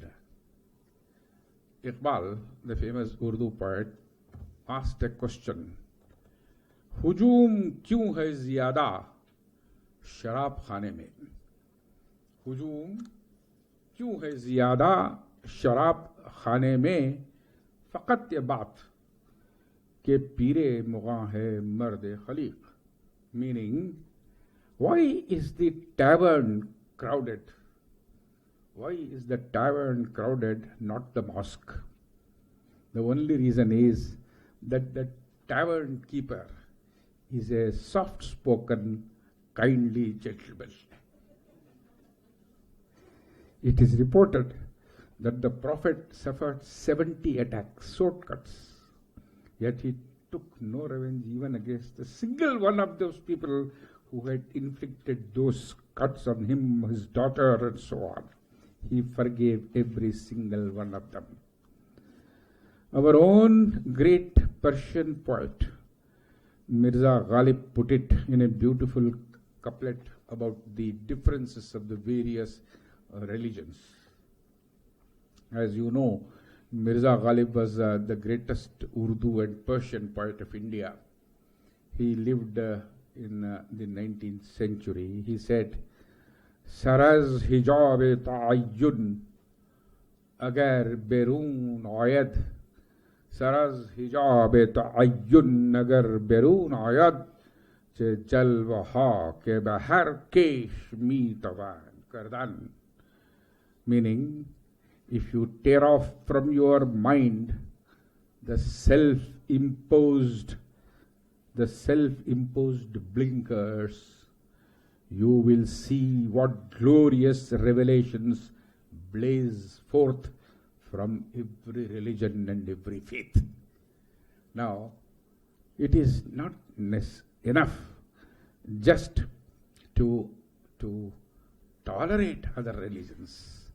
You have, as the famous rabbi of England, Jonathan Sacks said, recognize the dignity of difference. The dignity of difference.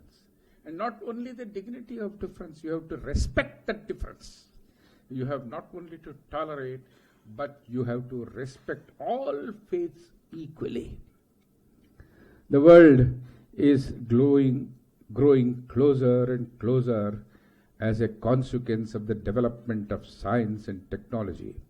This was mentioned by Professor Bhatt in his philosophic speech. But there are some vested interests who are bent upon tearing it apart.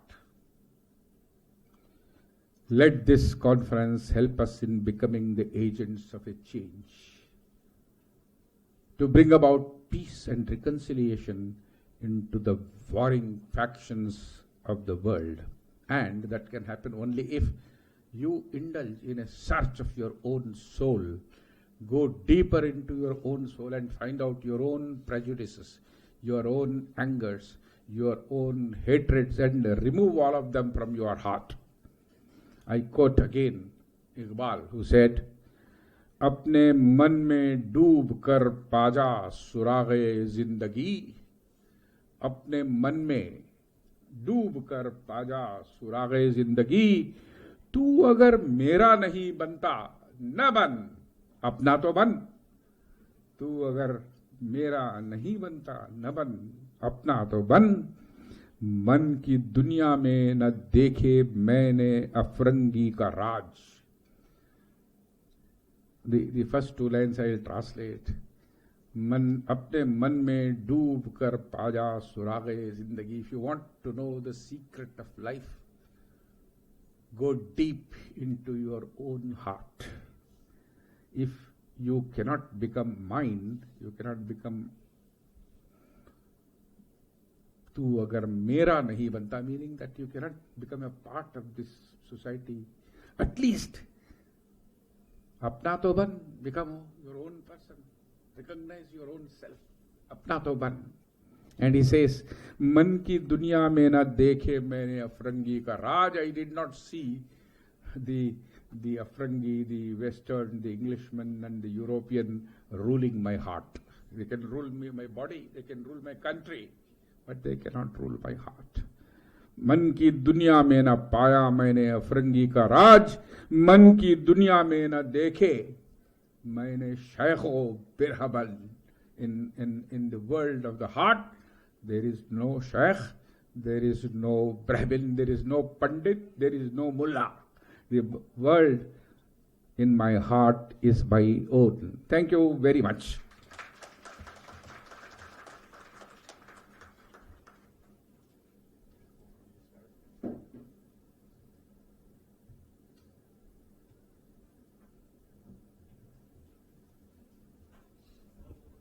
Thank you, sir. I will request Mr. Batmanabhan to felicitate Sri Musa Raza.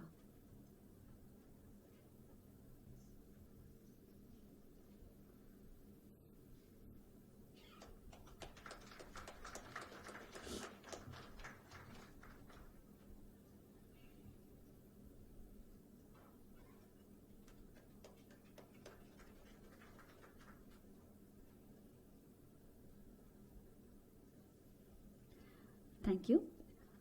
Let's take a very quick 10 minutes peaceful break. Notably, we are running short of time, and yet we have our dignitaries who are yet to share their beautiful thoughts about peace and reconciliation. So I request everyone to experience the peace within from each one's perspective after 10 minutes. Thank you. Thank you so very much to each and every one of you for assembling peacefully. Back to your seats. Well,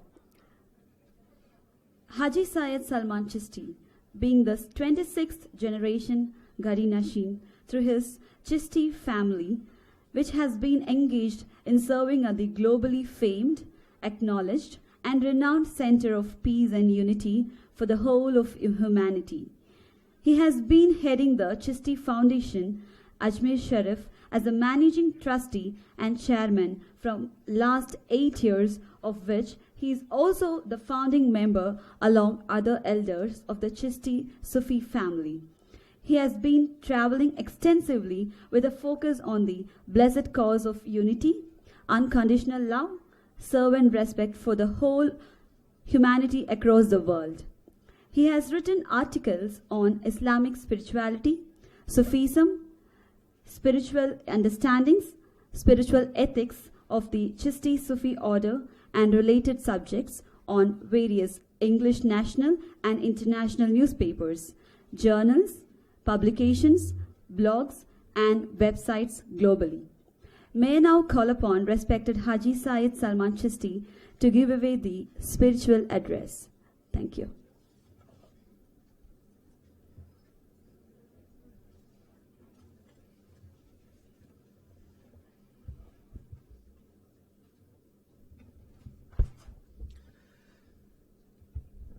أعوذ بالله من الشيطان الرجيم بسم الله الرحمن الرحيم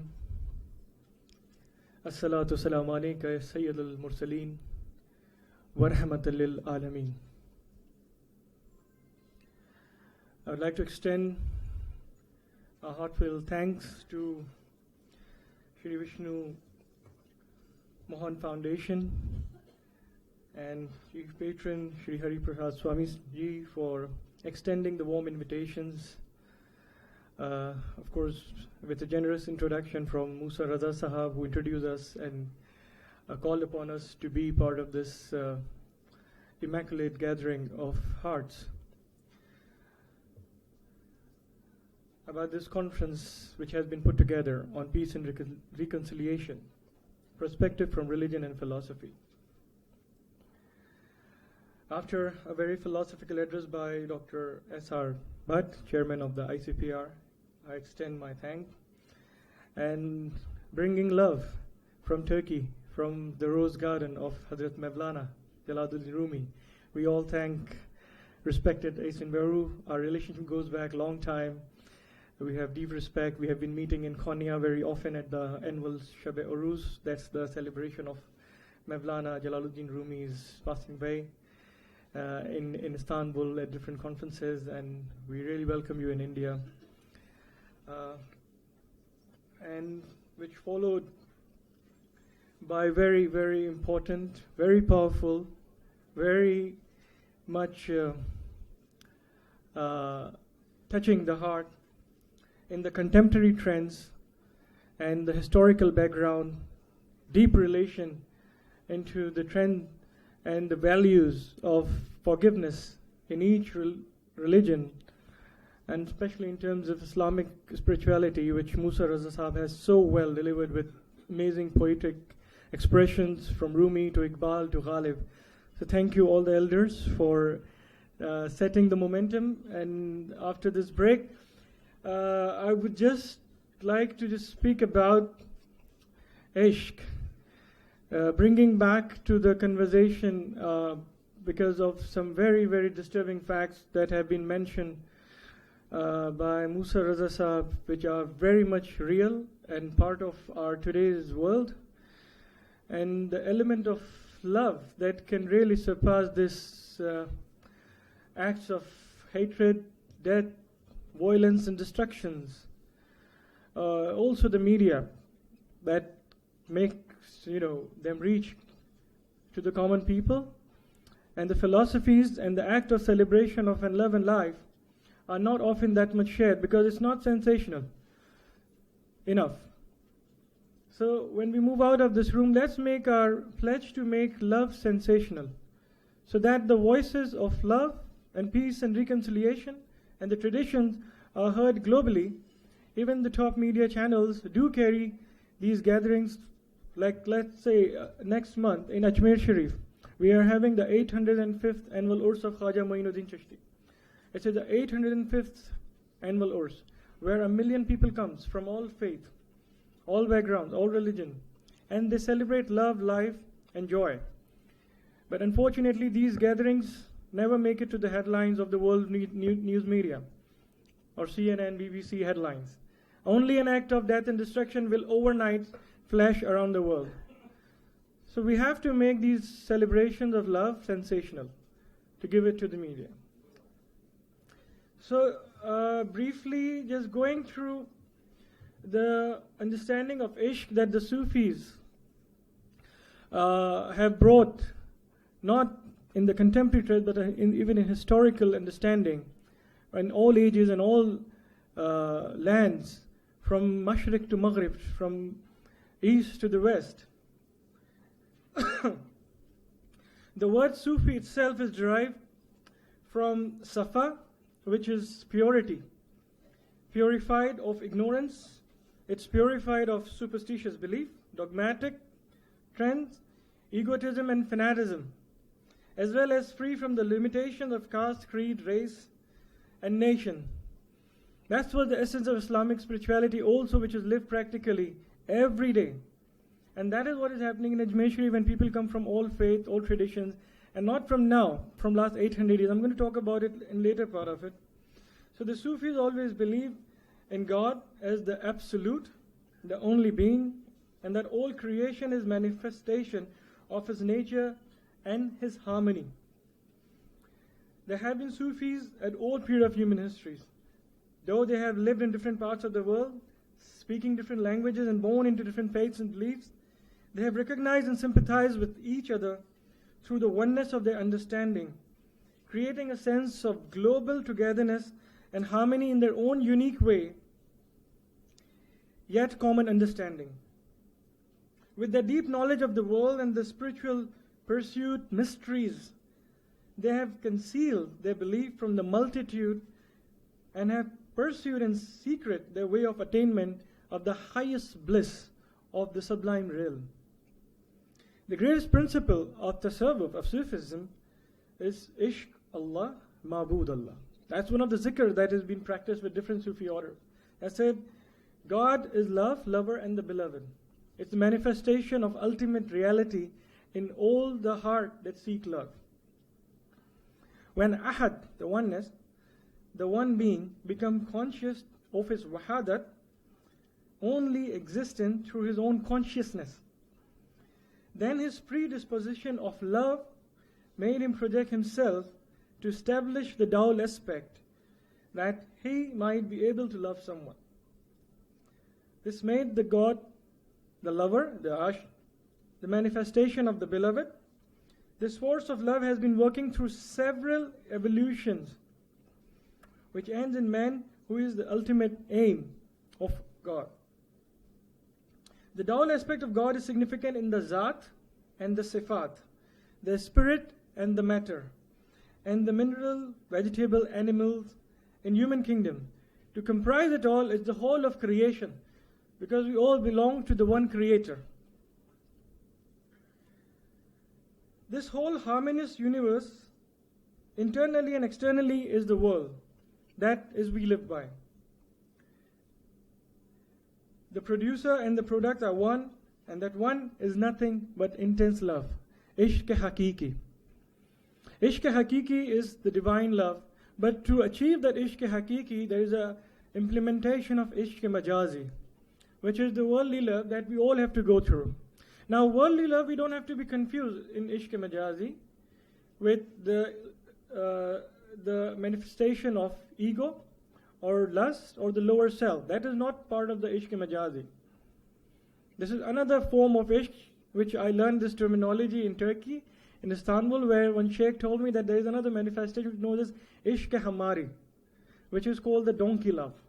So we have to be careful about that aspect, where the lower self or the blind materialistic pursuits lead us to this Ishq Hamari. This is donkey love. We don't have to indulge in that. Ishq majazi, love for our family, for our society, for a good house, for a good life in this world, doesn't amount to materialistic pursuit. That's ishq majazi. And ultimately that will lead us to the ishq hakiki.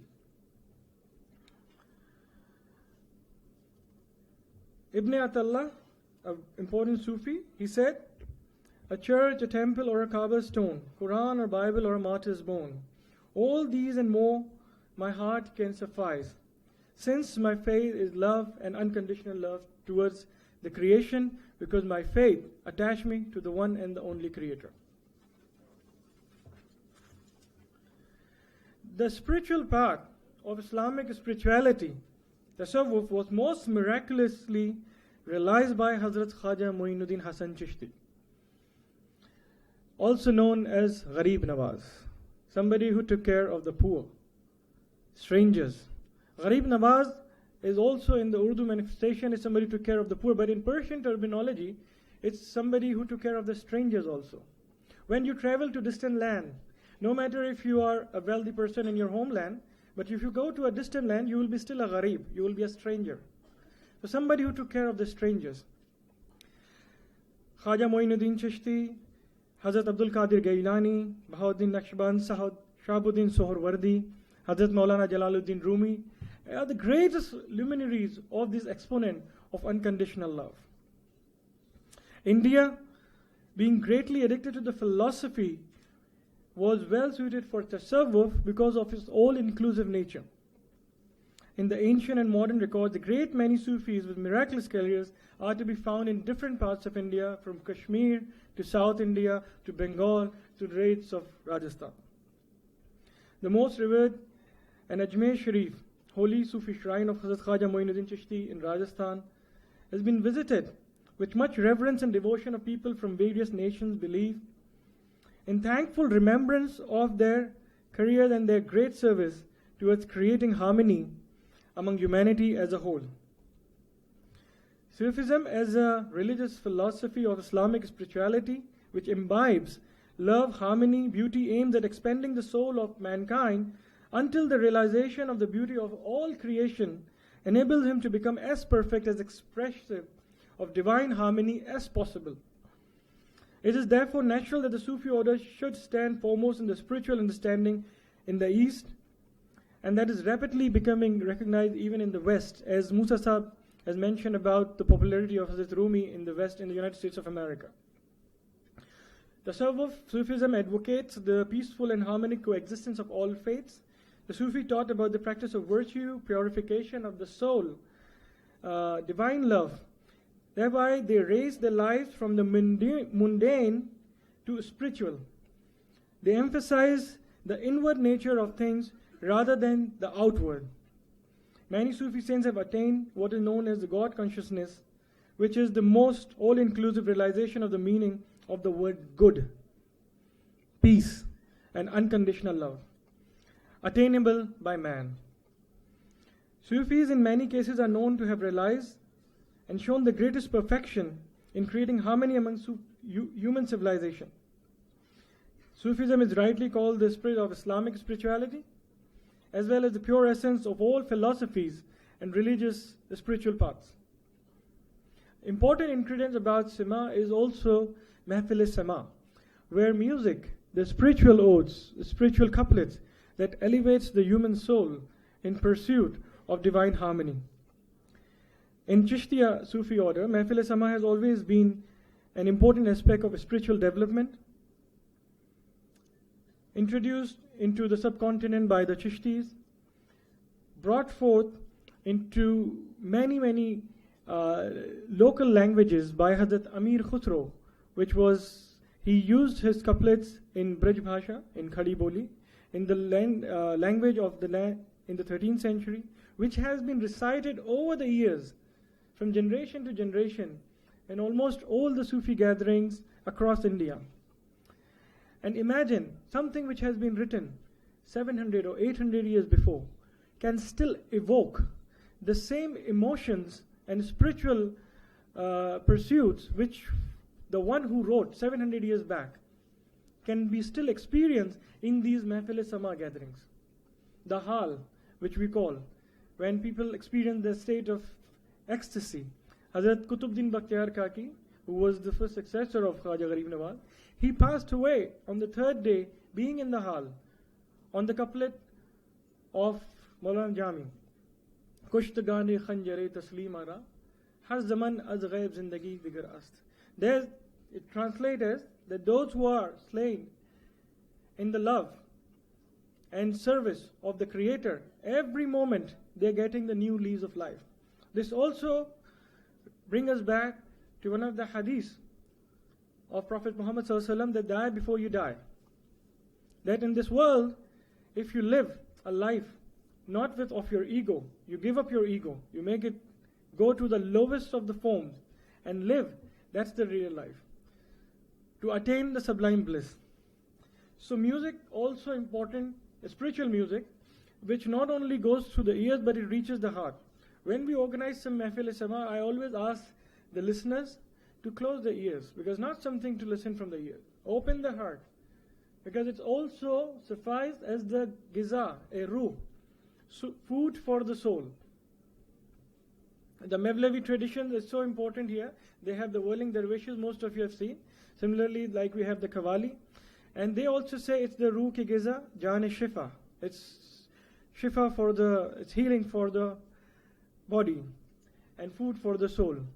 In the Chishtiya gathering, the elders used to say that if a Chishtis don't listen to Sama Qawwali for more than 3 days, it's a very powerful statement that they will die. That if you don't listen to Qawwali for more than 3 days, they will die. But it's not the physical death, it's the sadness of the soul. That's why these traditions are so important part of uplifting the spiritual significance of one's being.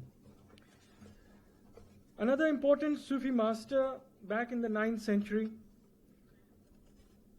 Hazrat Junaid al-Baghdadi, very important person. One of his sayings has been compiled by Hazrat Ali Hajweri, Data Ganj Baksh, his dargah is in Lahore, who wrote a book, Kashful Mahjoob, Lifting of the Veils, where he described the harmonious characteristics of a Sufi. Hazrat Junaid Baghdadi says, a true Sufi, a true humble human being possess these qualities: the courage and magnanimity of Prophet Ibrahim, the obedience of Prophet Ismail, the patience and forbearance of Prophet Ayub, the sign of Prophet Zachariah, the poverty of Prophet Yahya, the simplicity of dress of Prophet Musa, and the traveling nature of Prophet Isa alayhi salam, and the fukr, contentment and renunciation of Prophet Muhammad sallallahu alaihi wasallam. So the Sufis have always lived by these values. Without taking much time, I know there are other speakers, as I have been mentioned that I should restrict my deliberation and remark. I would just like to share the last important message of Khwaja Muinuddin Chishti, which is the last khutbah, which he shared 1 month before he passed away. He took further from this dunya, and it really became the guiding principle of the Chishtiya and also the different spiritual tradition which were part from the 11th century till now. Where Khwaja Muinuddin Chishti asked, he indeed is a true devotee, blessed with the love of God, who is gifted with the following 3 attributes: river-like generosity, sun-like bounty, earth-like hospitality.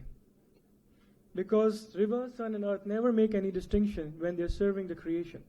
So we must not make any differences or distinction in serving humanity, asking them their name, caste, culture, traditions. No.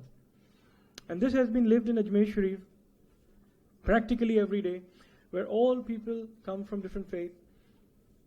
And there's a saying which is said every day, Tera dayar hai dar salam ya Khwaja. Tera dayar hai dar salam ya Khwaja. Nayi tajalliyan hai subh o sham ya Khwaja. Nayi tajalliyan hai subh o sham ya Khwaja.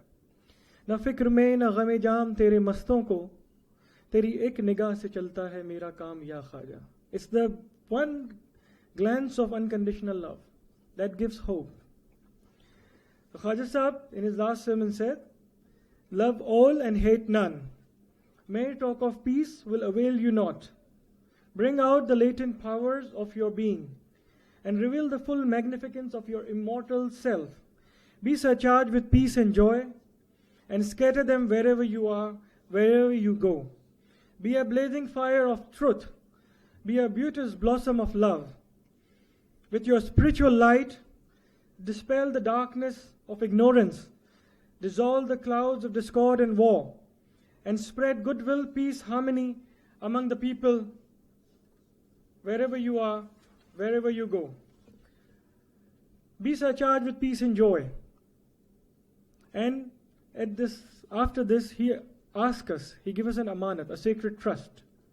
He says, so that I, as your spiritual master, I, as your Pir or Murshid, a spiritual master, may not be ashamed of any of your shortcomings in front of our elders of the tariqah and in front of Allah subhanahu wa ta'ala. That any of our shortcomings or our words or our behavior should not make our elders ashamed in front of Allah subhanahu wa ta'ala, in front of the God. So it's a sacred amanat which has been given to us, which we are very conscious. That's why the traditions which have been constituted by the elders in Ajmer Dargah Sharif are still so much in practice. One of the important practices of the langar, the food that has been given every day to thousands of people, is vegetarian. Not from now, but from last 800 years. The deg which was offered by Emperor Akbar, that is also sweet rice. And morning, evening, the meals are vegetarian. Why? Because all people can sit together and have these meals without even having any consciousness of their faith or their eating habit or even the religious practices. So inside the dargah, all the langars are vegetarian. क्योंकि बुजुर्गों से यही सुना है, elders have said this, कि ये दरबार जो गरीब नवाज का है वो ऐसा दरबार है कि यहाँ पे आने वालों का और सरकार गरीब नवाज में अपना सलाम पेश करने वालों के दिलों के ख्यालों का भी ख्याल रखा जाता है, कि दिल का ख्यालों का भी ख्याल रखना. And this is the message that India has been giving to the world, and more importantly in today's time we have to share this message from India to the world, that we take care of the minute feelings of the human heart, never break a human heart. Finally, a quote from Maulana Rumi, I like this quote very much, where he said, Baza, Baza, Haranche hasti baza, Sadbar gar thoba shikasti baza, Idargae ma na umidi neest, Idargae ma umidast. Come, come, come again. Whoever you are, come again. Even if you have broken your vows of repentance 100 times, come again. Our door is not the door of despair. Our door is the door of hope. And this is what we say, that India is the door of hope to the world. And we come together in gathering like this to share this message, not among us in this room, but even outside in our everyday life, that yes, we are the door of hope for the whole humanity. We serve humanity with oneness, loving kindness, and compassion. Thank you so much for that.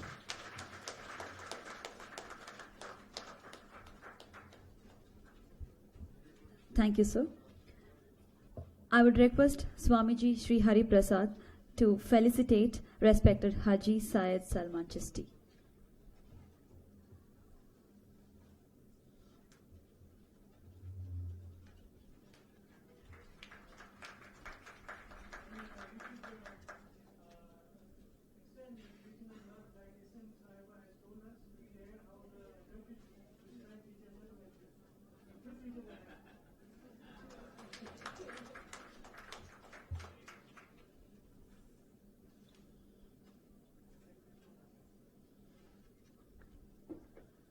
Thank you all. Respected Syed Ali Ghazi Asghar. He is the head of Hajj and Pilgrimage Association. He represents the supreme leader for the Hajj. Due to some emergency, he is unable to give his early presence today to our conference. So hence, I would request Mr. Mir Thaqi Haider to deliver the benedictory address on behalf of Holy Syed Ali Ghazi Asghar. Welcome, sir. It was last year in June that His Holiness Syed Ali Ghazi Asghar and Swamiji had met. Unfortunately, he couldn't make it and he regrets not being here. Nevertheless, he sent a wonderful message and I request you all to please bear with me for a few minutes so that I could read the message which is given for this particular conference. In the name of God, the most gracious and most merciful, peace and blessings upon the messenger of God and his households and all the apostles of God.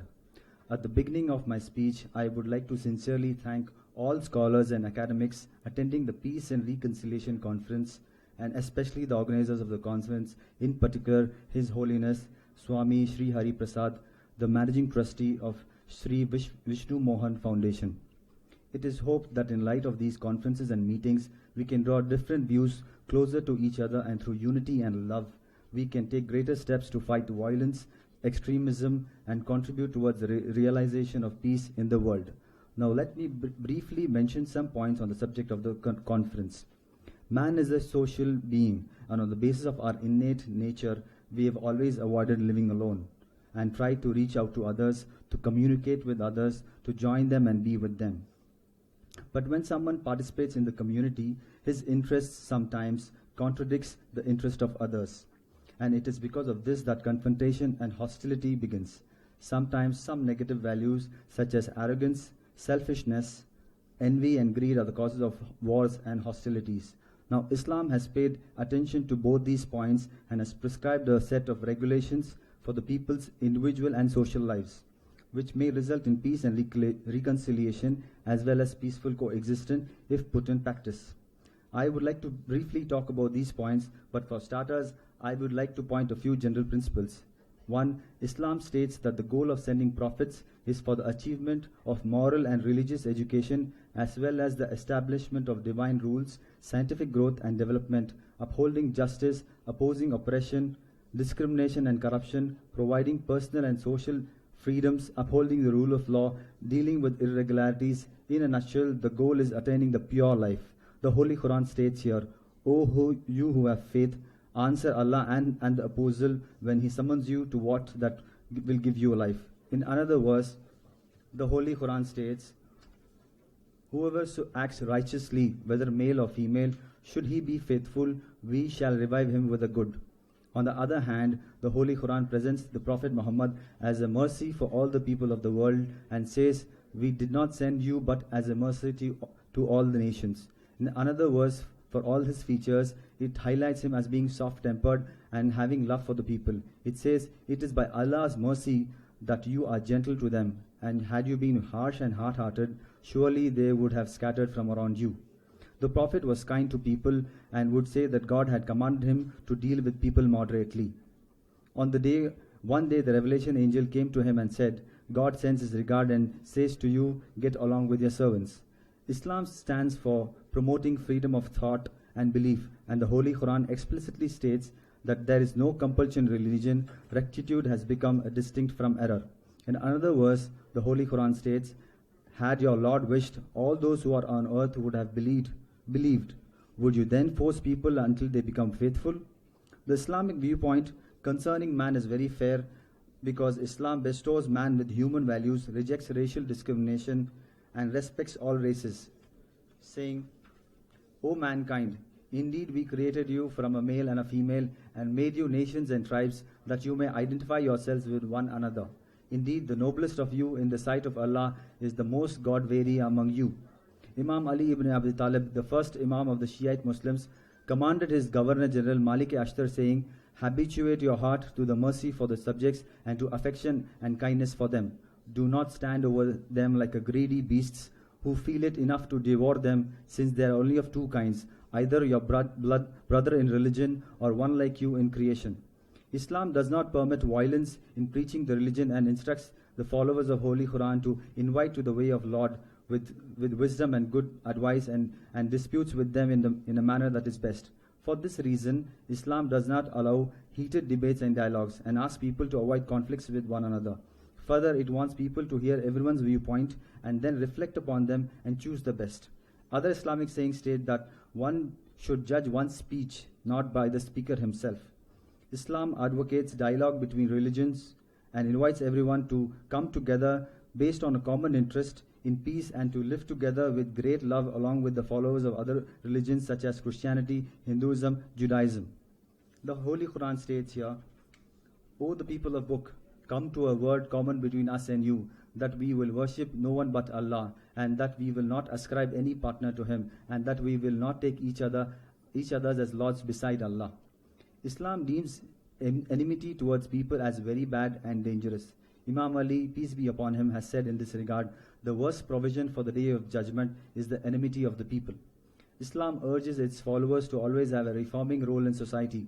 Imam Musa ibn Jafar, the seventh Imam of the Shiite Muslims, has said in this regard, blessed are those who reconcile among people, as they will be closer to God on the day of judgment.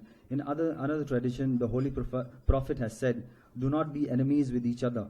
Do not be jealous of each other. Do not turn your backs on each other. Do not become disunited, and be servants of God in a brotherly manner. Imam Kazim, in a very important statement, has said, as long as people love each other, honor what they have entrusted with, and act righteously, God always blesses them on earth. The Holy Quran clearly states Islamic views about respecting the rights of nations and the followers of other religions, saying,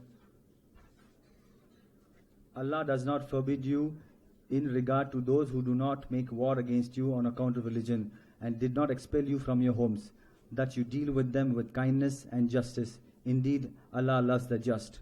Islam recognizes the past prophets and scriptures and respects them all. The apostle of Allah had faith in what he had been sent to from his Lord, and all the faithful. Each had faith in Allah, his angels, his scriptures, and his apostles. Islam is in favor of cooperation in international affairs, because without cooperation in different political, economic, social, and cultural fields, it is impossible to resolve global problems. The Quran here states explicitly, cooperate in piety and God-wariness, but do not cooperate in sin and aggression. The religion of Islam does not sanction insult and vilification by its supporters, and the Holy Quran clearly states, do not abuse those who they invoke besides Allah, lest they should abuse Allah out of hostility without any knowledge. Imam Ali ibn Talib, peace be upon him, said to his companions, surely I do not like you use the swear words. What is clearly expressed is that Islam intends peace and peaceful coexistence, and does not permit its followers to disrupt international peace. Given the financial contribution to the followers of all religion, in another tradition, Imam Musa ibn Jafar, the seventh Shiite Imam, has said, if you become a companion of someone, be nice to him, although he might be from some other religion. In another tradition, the Prophet Muhammad has said, as saying, have mercy on one another who is on earth, so that the God may have mercy on you. Islam unequivocally renounces violence and warmongering and invites everyone to peace, and the Holy Quran states here, O who you have faith, enter into submission altogether and do not follow in Satan's steps. He is indeed your manifest enemy. In another verse, the Holy Quran states that reconcilement is better. Islam is not pro-war and bloodshedding, but instead views war only as a necessity, and states, fight in the way of Allah those who fight with you, but do not transgress. Indeed, Allah does not like the transgressors. Everyone has the right to protection of life, property, and land, and to defend individual and social rights. Naturally, these intruders must refrain from aggression. As a result, society will be based on justice and fairness. Therefore, God says in Holy Quran, fight them until faithlessness is no more. The reason for fighting the aggressors is to eradicate corruption and rebellion in the world, and when the enemy stops betrayal and injustice and transgression, becomes ready for peace and discontinues war, the Holy Quran states here, and if they incline towards peace, then you too incline toward it. Put your trust in Allah. Allah does not forbid you in this regard those who did not make war against you or on account of religion, and did not expel you from your homes, that you deal with them with kindness and justice. Indeed, Allah loves the just.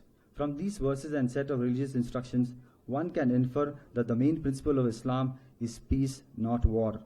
Islam has urged people to stay away from hostility and conflict into peace and reconciliation. Imam Ali ibn Abi Talib has said in this regard, the reward for those who make peace between people is like a reward for fighters in the cause of God.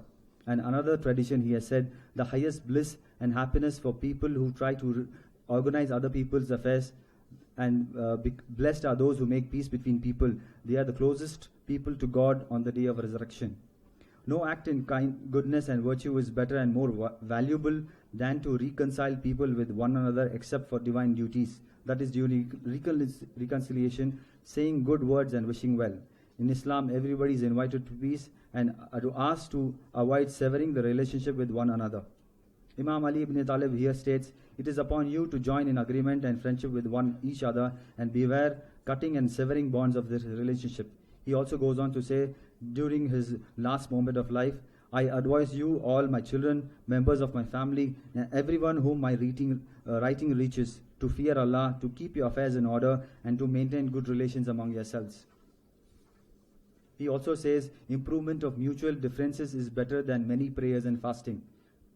The best advice is to invite people towards peace and reconciliation and ending hostilities. Whenever we are dealing with the enemy, Imam Ali commanded us not to fight with them until they begin the war. If you have defeated them, do not kill their refugees. Do not kill the fugitives of the war. Do not kill the wounded. Do not obscene. Do not mutilate the dead. Do not enter the houses of enemies without permission. Do not make anything away from their property. And do not provoke women's emotions by assaulting them, even though they may curse you and your family, commanders, and the good among you. Do not strip the dead man, and whoever lays down his arms is safe. From another perspective, Islam has a set of moral rules that, if implemented in personal and social life of the people, would prevent war and bloodshed, strengthen the family ties, would establish love and brotherhood and familiarity with each other in all spheres of life. Some of these rulings include avoiding cruelty and oppression, where the Prophet Islam has said, steer clear of cruelty and oppression because it destroys your heart. Avoiding mechanization and conspiracy. Prophet Islam here again says, this Muslim never deceits or cheats. Then he said, I heard Archangel Gabriel surely saying, guile and deceit exist in the hellfire. You also avoid conflicts. The Prophet Islam for this says, avoiding disputes and conflicts because they destroy your pride and honor and make deception apparent. Creating fear and terror. In this regard, Imam Sadiq, the 6th Shiite Imam, says, it is not permissible for any Muslim to scare other Muslims, spying on other people's private lives. Imam Sadiq has said, do not poke your nose in other people's lives because you would be left with no friends. Caring for people and treating them with good manners. Here again Imam Sadiq says, good manners and getting along with people is 1/3 of intellect and wisdom. And for integrity and trustworthiness, Imam Sadiq has said, if someone entrusts you with something, be a good or a bad person, return that has entrusted you so that you don't breach his trust. Showing good manners to the followers of other religions. Someone asked Imam Sadiq, how do we pray for Christians and Jews? He said, may the Lord bless you for what you've asked. You also need to indulge in forgiveness and refrain from revenge, for which the Prophet of Islam has said, adorn yourselves with moral ornaments. My Lord has sent me to realize them. Then he said, part of doing this is one ought to forgive the one who has wronged him and help those who have denied him and communicate with those who have cut him and visit those who do not visit him. You also need to doing good for neighbors. Here Imam Sadiq says, treating neighbors in a good manner causes houses to be built in the hereafter and lengthens one's life in this world. One more aspect is good fellowship with people. Here someone asked Imam Sadiq, how are we supposed to treat each other as well as our fellow religious people and other people who are living with us? He answered saying his father had said, cherish your friends and respect them. Do not rush to each other and envy them. Avoid this and miserliness and be sincere servants of God. In a nutshell, from what we have discussed as well as other points that due to lack of time I skip, one can very well extrapolate that Islam is a religion of reason, peace, reconciliation, calmness, and a life away from corruption, oppression, and discrimination. And if the followers of different religions around the world unite based on these common interests and values, many wars, acts of violence, discrimination, and crimes against humanity that have been committed until now would be eliminated and all people would live peacefully together. How can one accept that terrorists like ISIS, Boko Haram, Al-Nusra, and the likes, according to Hillary Clinton in her memoir, which she has published by the United States in recent years, has driven out so many people, including Muslims, Christians, Jews, and innocent people from their home, destroyed a large number of mosques, churches, synagogues, museums, schools, forced many women and girls into sexual slavery or captured and sold them on the market, beheaded or burned them alive, while some people in Iraq and Syria have made countries like Afghanistan, Libya, Yemen, and some European countries such as France and Germany unsafe, and carried out these terrorist operations so that they can be Muslims and followers of true religion of Islam. The Holy Quran explicitly states, whoever kills a soul without it being guilty of manslaughter or corruption on this earth is as though he has killed the whole humanity. How can one accept that such people who create Islamophobia in the world then identify these people as Muslims and followers of Islam? I openly declare that those who are terrorists and commit acts of violence today in the name of Islam are not affiliated to Islam, because they have been trained and nurtured by international superpowers and domineering states, and mercenaries have nothing to do with Islam and Muslims. The Prophet has said many times, he who is a Muslim where others are safe from his tongue and harassment is the one who is the real Muslim. In the end, Ghazi says, I would like to thank the thinkers and scholars present here in the conference, and to continue having such meetings and discussions to explore the beauty of religions and to teach them and their followers and educate them. Through unity, root out corruption, terrorism, violence, crime, oppression and discrimination all over the world, and create a secure, prosper and based on ethical values, and make young people hopeful about a bright future. We look forward to such a day. Best regards, Syed Qazi Asghar. Thank you.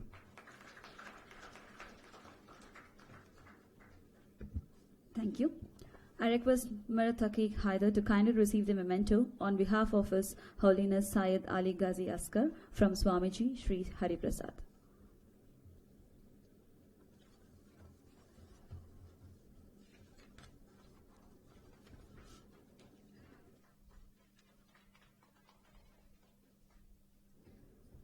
Thank you.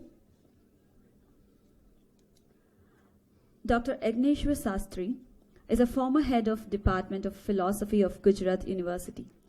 He devoted himself to sadhana and bringing out translations of the Sastras.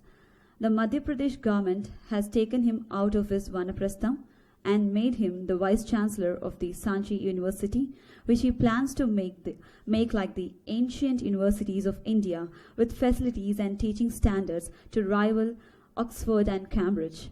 May I now welcome Dr. Agneshwar Sastry to deliver the special address.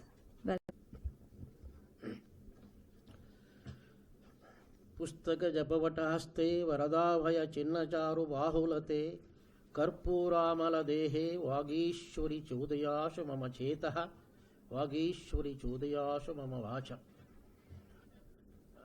पूज्य Swami ji, Bhatt Sahib, other distinguished dignitaries on the dais and off the dais, and friends.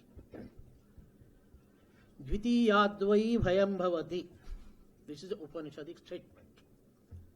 That means the conception of duality or the sense of separateness brings conflict, sorrow, and unity of minds brings peace and harmony. See, in the beginning there was a prayer. It was Vedic mantra, it is in Sanskrit, therefore many people have not understood the message of the Rig Veda. The prayer says, come together, talk together, and act with one mind for the benefit of mankind. Sangachadvam, samvadadvam, samvo manavasi janatam.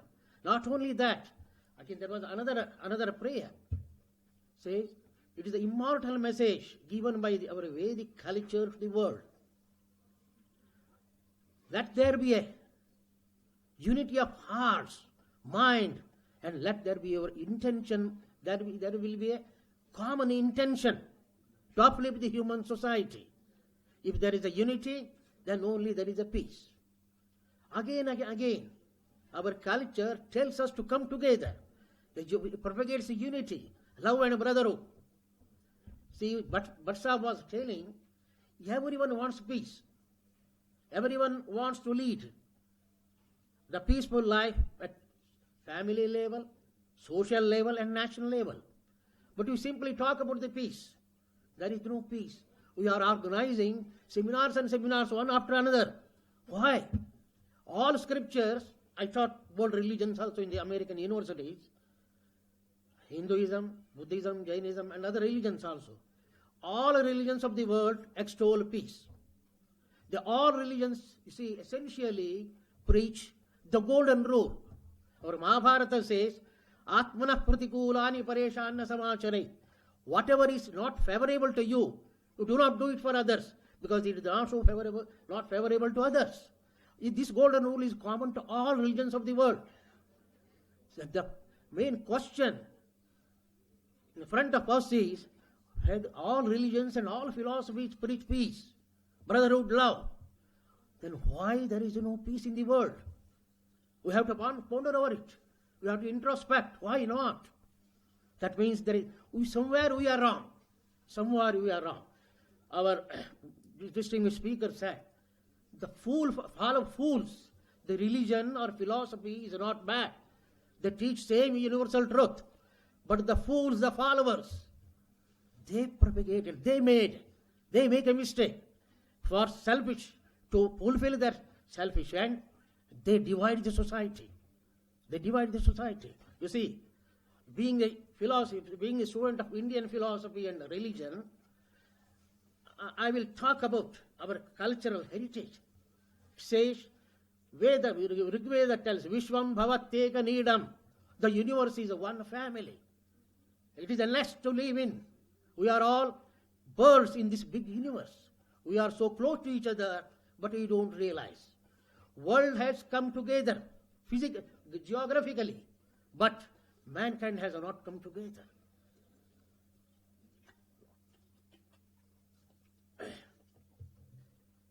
Veda, since the beginning of its history, tells, it traces the single source of the whole universe. The Nasadiya Sukta of Rigveda tells that entire universe, you see, in our tradition, there is no creation. It is origination. The world has, this universe is spontaneous outcome of that great one divine consciousness.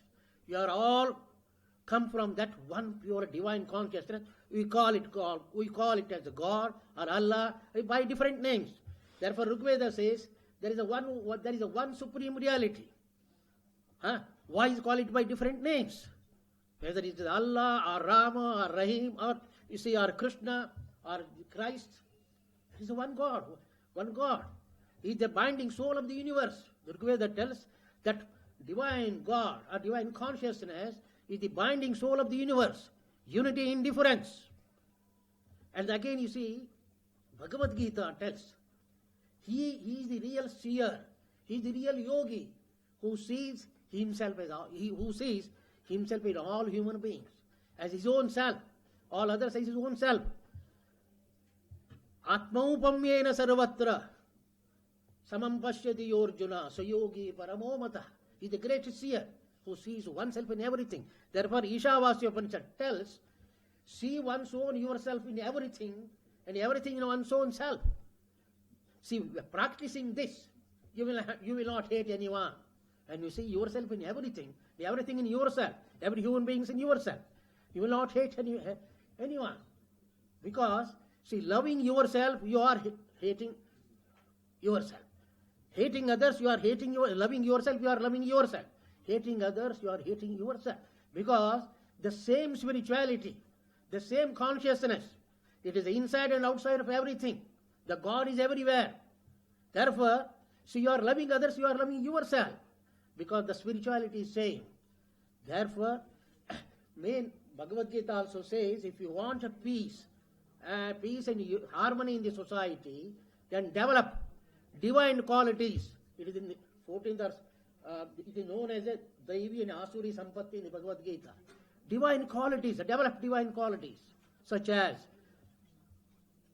friendliness, non-violence, truthfulness, purity of mind and heart, charity. These are all divine qualities. Develop these divine qualities and avoid the demonic qualities such as arrogancy, anger, hatred. All these things you have to give up. Then only there will be a mental peace and there is a tranquility of mind. Now, every scriptures, I am not going to take much time. See, our Upanishad tells, How you can bring this unity? Says expand your own individual consciousness.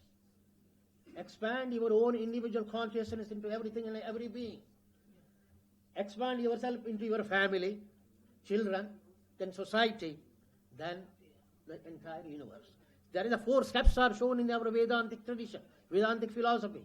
First, see, you are a spiritual being.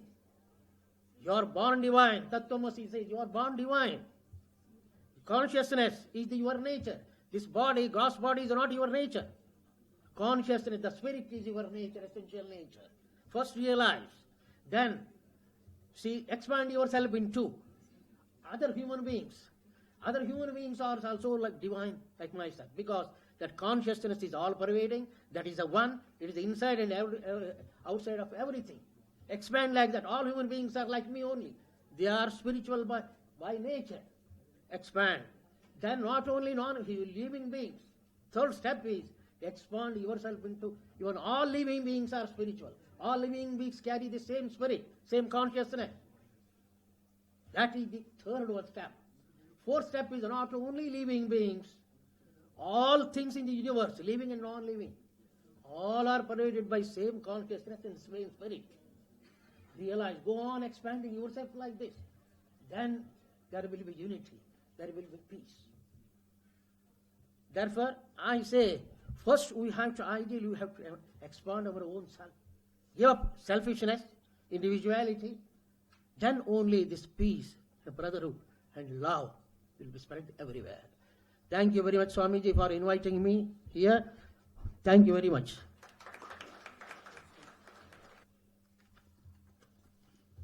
I would request Mr. Ramesh to felicitate Dr. Agneshwar Sastry.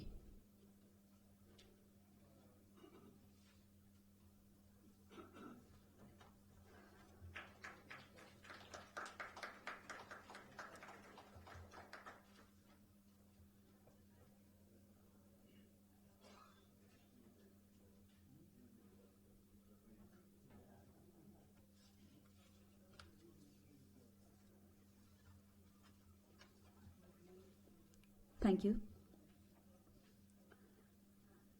Felicitation by Dr. M. Thangarajan, Dean, Dr. Ambedkar University. Welcome, sir.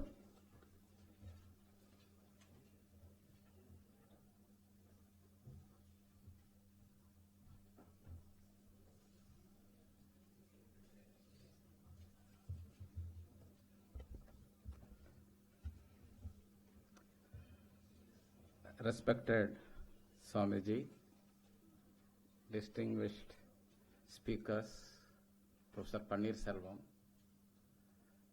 and ladies and gentlemen. It gives me an immense pleasure in being with you this morning.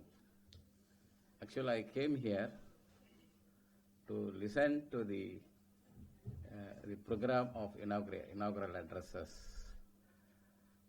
Actually, I was not knowing that I will be delivering the felicitation address. I was in fact, I was informed when I was in Indore that there's a program you are invited. This is the message that I received it. And after coming here, I saw that my name has been incorporated in this. Anyway, I am grateful to the organization for having invited me and asked me to speak something about the program. Friend, since I am coming from Dr. Ambedkar University of Social Sciences, Indore, that is, it is situated in a place called Mahu. Mahu means military headquarters of war. It is a place where Dr. Ambedkar was born. There is a beautiful memorial constructed by the government at the Mahu. And now there is an university. It's a Dr. B.R. Ambedkar University of Social Sciences. I'm there as a Dean, School of Management Studies. Since I was invited, I thought I can speak about a few minutes about Dr. Ambedkar.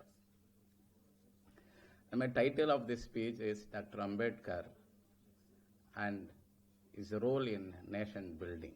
This is that topic that I wanted to speak to you. And when you say nation building, I think there are many aspects you can discuss. Whatever Dr. Ambedkar has done, everything was nation building. Everything was leading to the peace and reconciliation. So in this respect, I wanted to highlight only five important points. That's only point one. I'm not going to discuss all the points. Point one is his role model as in establishing political parties. He has established a political party called Independent Labour Party. Then he has renamed the Independent Labour Party as Scheduled Caste Federation. And the third party, final party, which he started was on Republican Party of India. And each information you need to discuss a lot, but I don't want to go into discuss all this. And that second important point was Dr. Ambedkar's role as labor leader. You know, he was a labor member when the British government was there. He was asked to look after the labor welfare affairs. He has done a lot of reformative measures when he was as a labor member. For example, he was instrumental in establishing 8 hours work. He was instrumental in protecting women in the industries, particularly women in mine and other industries. Now, he was instrumental in establishing Provident Fund, other far-reaching provisions, Ambedkar. Now, nobody talks about Dr. Ambedkar's role as a labor leader or his role as for the welfare of the labor. This is the second point which I thought I can inform you. The third important point is his role as the constitutional maker, as a father of the Indian Constitution. In fact, he was elected as a member of the Constituent Assembly. He thought that he can go to Constituent Assembly and discuss the problem relating to the Dalits, the ex-untouchables or untouchables. He thought this is the motive, he went there.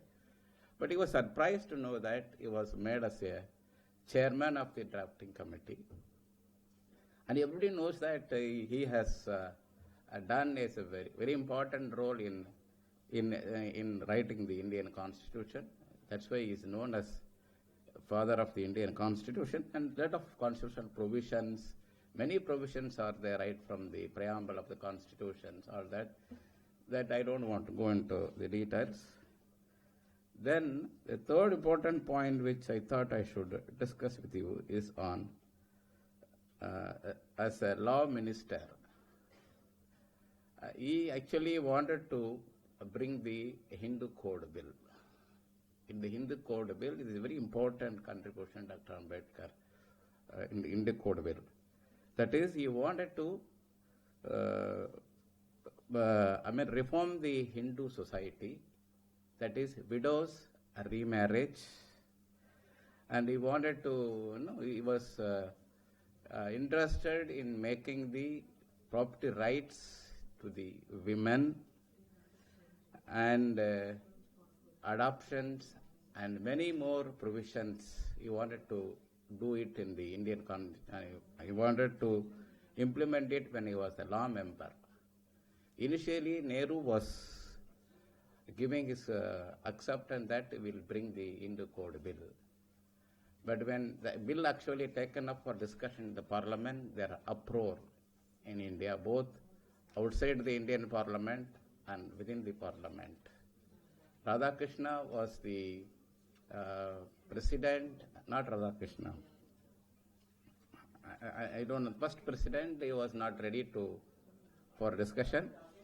Rajendra Prasad was not ready to discuss about this. And many women members themselves went outside and they were agitating against Ambedkar that Hindu Code Bill should not be brought on.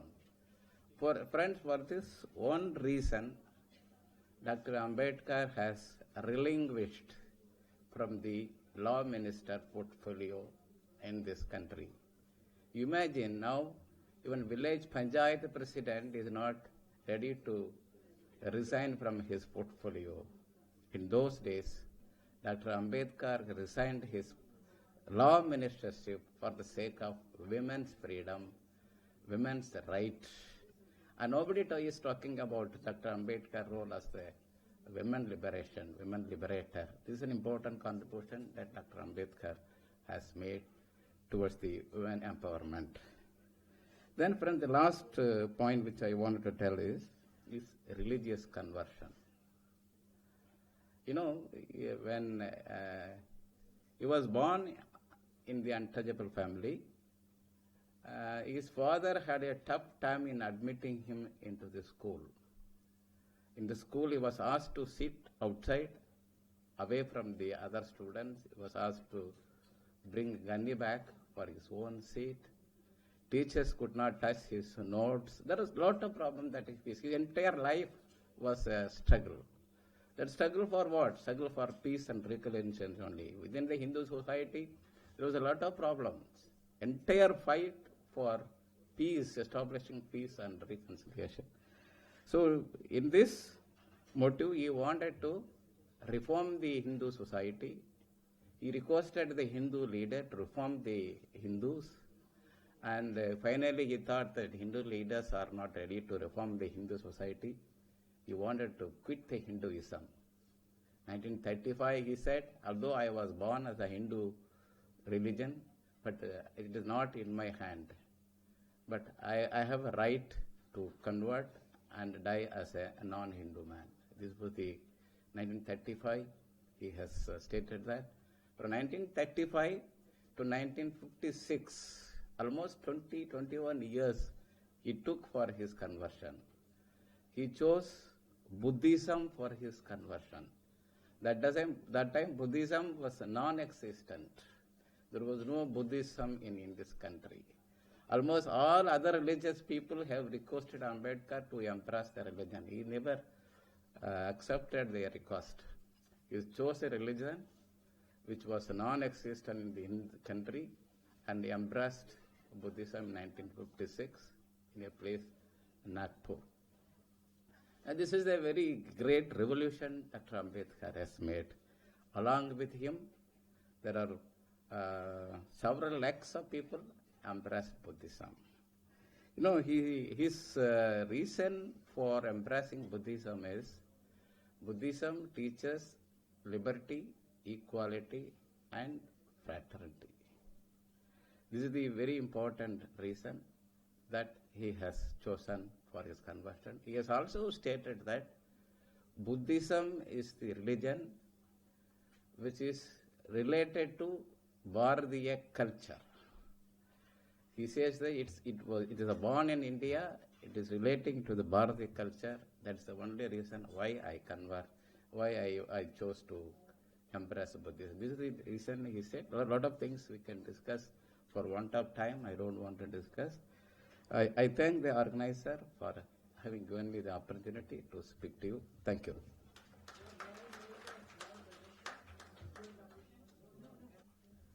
Thank you, sir. I request Swamiji Sri Hari Prasad to honor Dr. M. Tangaraj.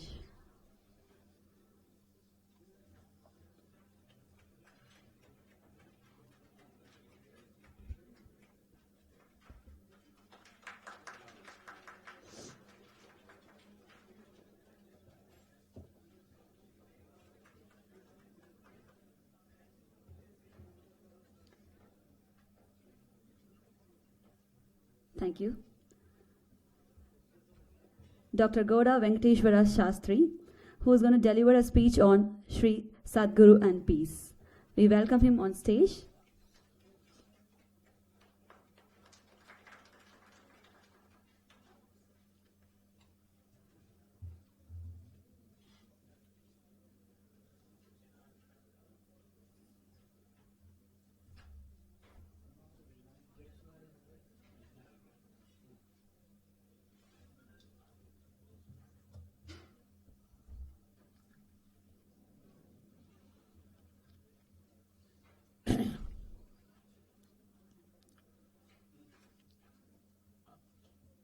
respected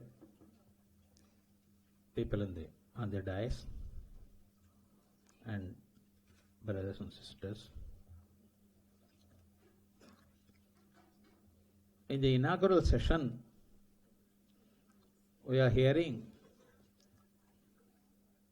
persons of different cultures speaking on one subject, peace and reconciliation. This session on peace and reconciliation is in the memory of Sadguru Jnanananda. And in India,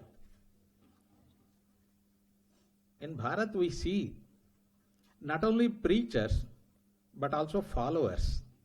And Sadguru is one person. Instead of preaching, she took actually the following.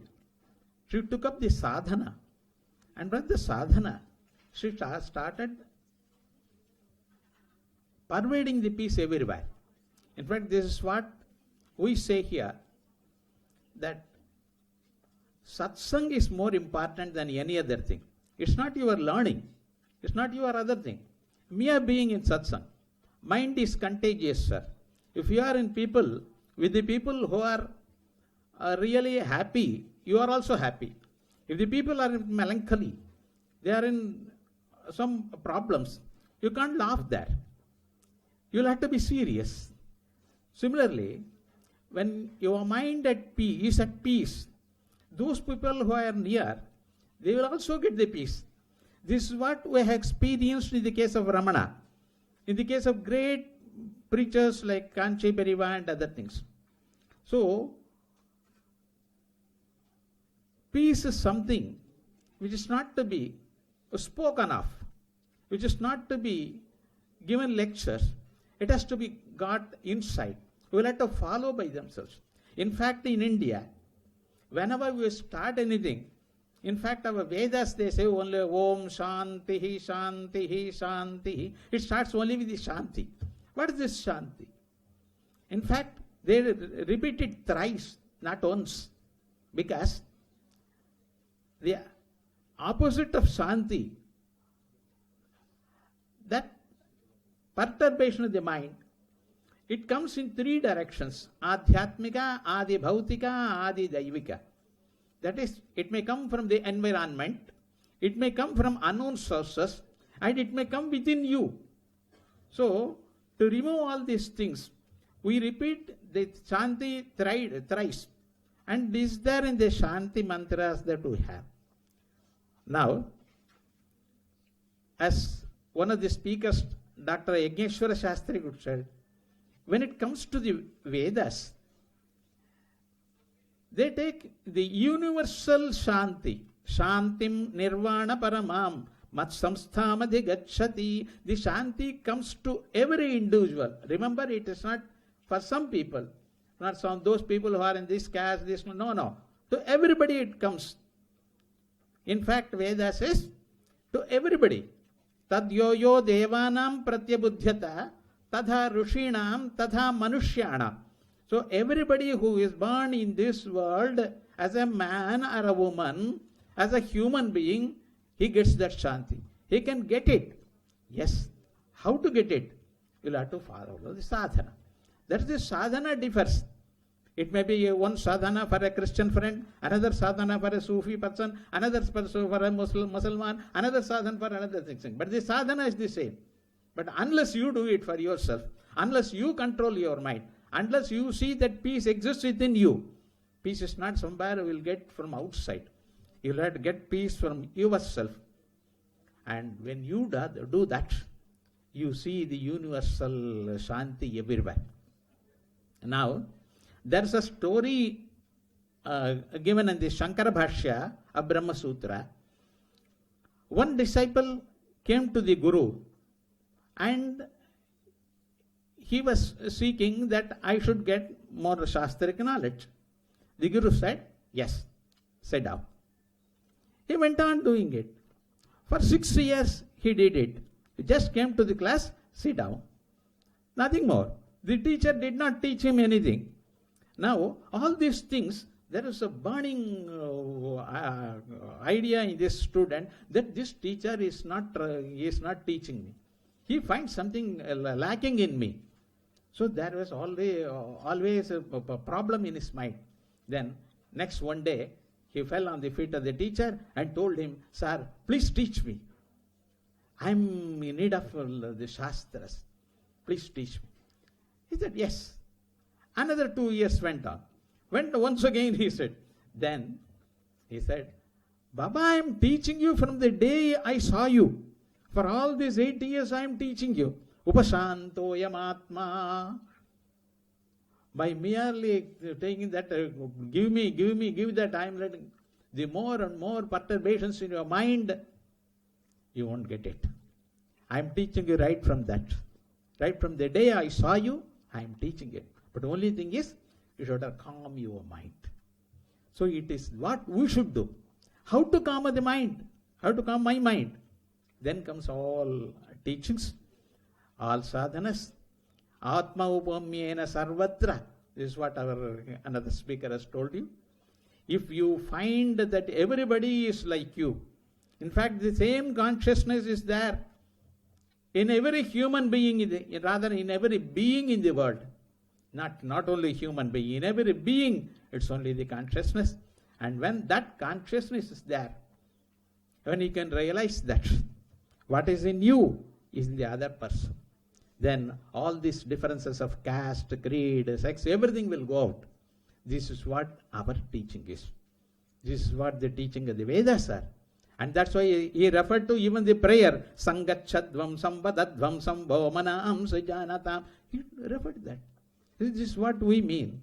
And this is what our Sadguru also followed it. This is what we will have to see. She never said, you do this, you do that. No. She just sat. And when she sat, people from different levels, they just sat with her. And they got so much of peace.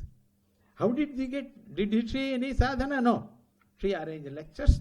She arranged good things. She allowed people to be given prasad. And then the result, they could get attached with her. And that what attachment? Nothing but only the peace. They wanted peace. They came from different layers of the society. But by just being with her, they were very happy and they went with happy minds. This is one thing we see. And another thing is, the one person who had actually given, searched for the peace and actually given the reconciliation of all other religions is the great Shankara. In fact, in his Samanvaya Adhyaya, in his Samanvaya Sutra rather, he had reconciled all the different opinions of all the religions then existed there. In fact, all the teachings from the Vedas and all teachings of different religious people followed in India at that time, they percolate to one thing, and that is yourself is the divine. Not divine, there is something other than either Vaikuntha or Kailasa or heaven or earth. It is yourself. It is here. Go deep into yourself. And this is what our Sadguru also had in her mind. For that, she said, yeah, well, let us all read Bhagavata. It is that Krishna Bhakti, the Ananya Bhakti, the Prema Bhakti, which she liked very much. And with that, without expecting anything, she started doing Bhakti to the Lord Krishna. And she wanted all the people to do that. And this is the summum bonum of the teaching of all the Vedas and all Shastras. Shastras, they may differ. I may criticize another Shastra. I may say this is like that. This could be like this. But finally, when it comes to the sadhana, you'll have to be peace at yourself. How to get that peace? Forgive other people. Your Prahlada has forgiven his father who had troubled him so much in his life. Dhruva Swami, he had forgotten his father who had not allowed him to sit on his lap. And when it comes to the Rama, what happened? Yesternight he said, the whole country is yours, I am going to make you your Raja. Next day morning, no. Did he change? There was not a single change in his mind, in his face. Because whatever comes, whatever it goes, it's only in the physical level, in the material level. But in the spiritual level, you are one. And that peace, without that peace, the human life has no value, sir. If you have the peace, then also human life has no value. Because peace alone is needed, and peace is divine. And what our Sadguru had actually understood this, and she actually made it a point in her life, and in whose memory our Sri Hari Prasad, he wanted not only what Shankara did at that time, even at this present nature also, we should have such a conference, and we'll all join together to find the peace within ourselves. Let us pray divine to give us peace to everybody. Thank you very much.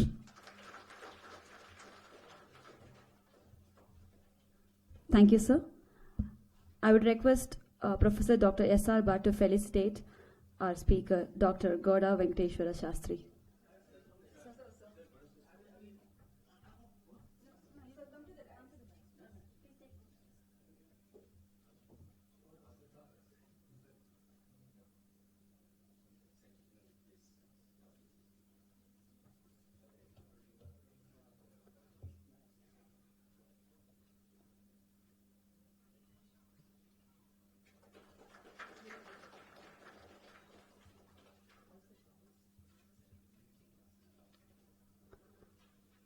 Thank you.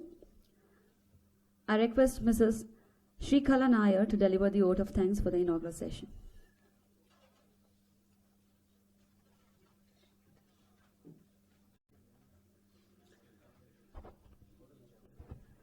Dignitaries on the dais, revered Swamiji. Thus, we have come to the end of this inaugural session of the 3-day ICPR National Seminar on Peace and Reconciliation. As we all know, a good beginning is half done. We have heard wonderful presentations, thought-provoking insights by eminent speakers in this inaugural session. On behalf of Sri Vishnu Mohan Foundation and ICPR, I stand before you in dual capacity as part of Sri Vishnu Mohan Foundation and also as a member of ICPR. I extend heartfelt thanks to all those who have presented their thoughts. We strongly believe that thoughts are created in union of consciousness. Unless the participants also extend their cooperation and join in the procedure of creating thoughts, this wouldn't have been made possible for them. So at the outset, I extend my heartfelt thanks to all those who have made this inaugural session a grand success. Sri Sadguru often used to tell me in the personal interviews that she has granted to me kindly, that conflict arises in the minds of the individual. So did Jiddu Krishnamurti, if I remember right. And therefore, peace has to be established at the microcosm level, at the individual level, so that we can have peace at the society and at the nation at large. So, we are making an initiative on behalf of Sri Vishnu Mohan Foundation with the help of ICPR. We are making an initiative to make loud thinking along with the academics and also the similar minds to resolve conflicts in the minds of the individual and at the society at large. It's my great privilege to extend thanks to the eminent speakers who have presented their papers and shared their thoughts with us. We have had thematic address by none other than Professor S.R. Bhatt, who is the chairman of ICPR and also who is the chairman of IPC. On behalf of Sri Vishnu Mohan Foundation, let me express my heartfelt gratitude to Professor S.R. Bhatt.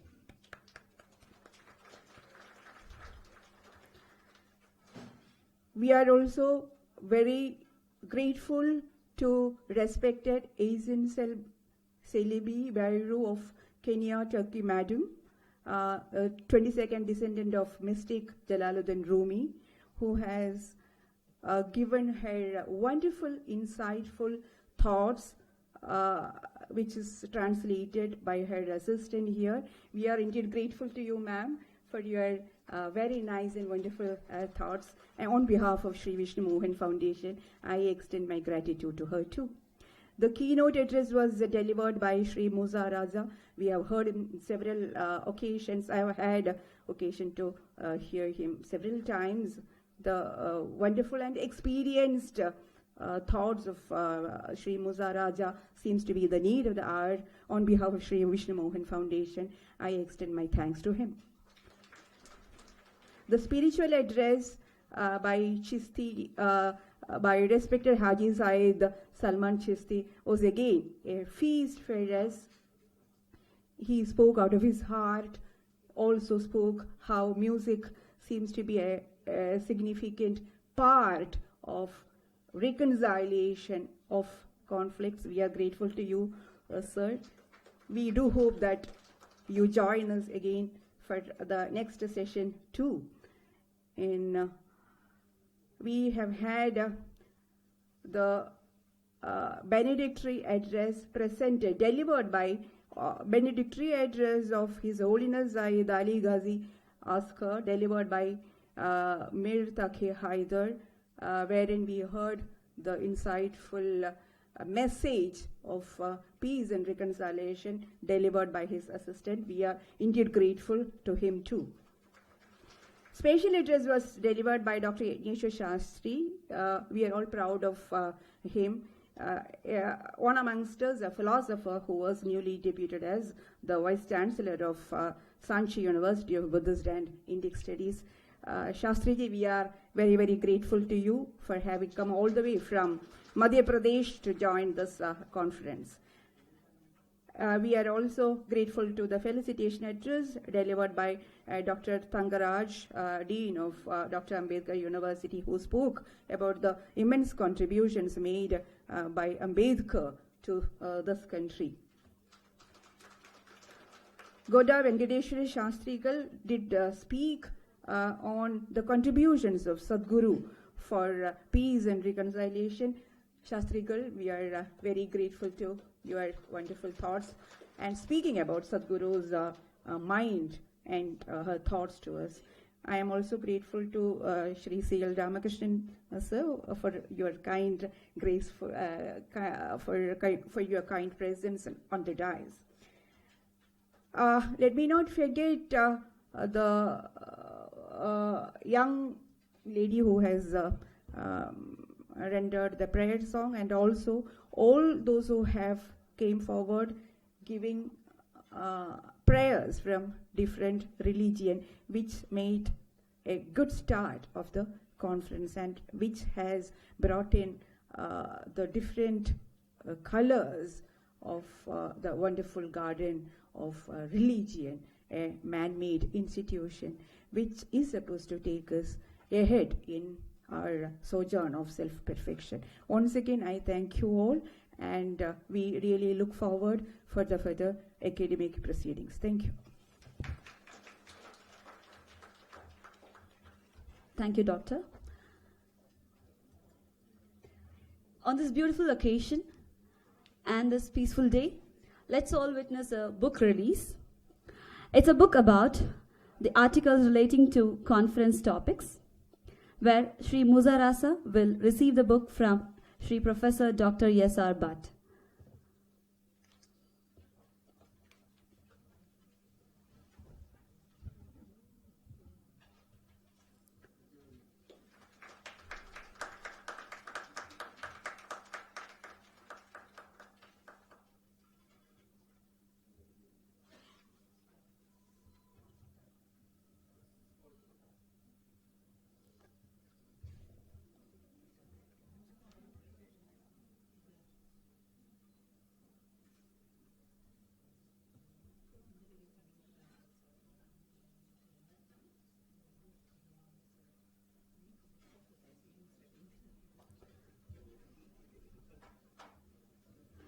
Thank you. So let's all break for the lunch. Let us have a quick lunch and we'll be back by 2:15 p.m. Thank you.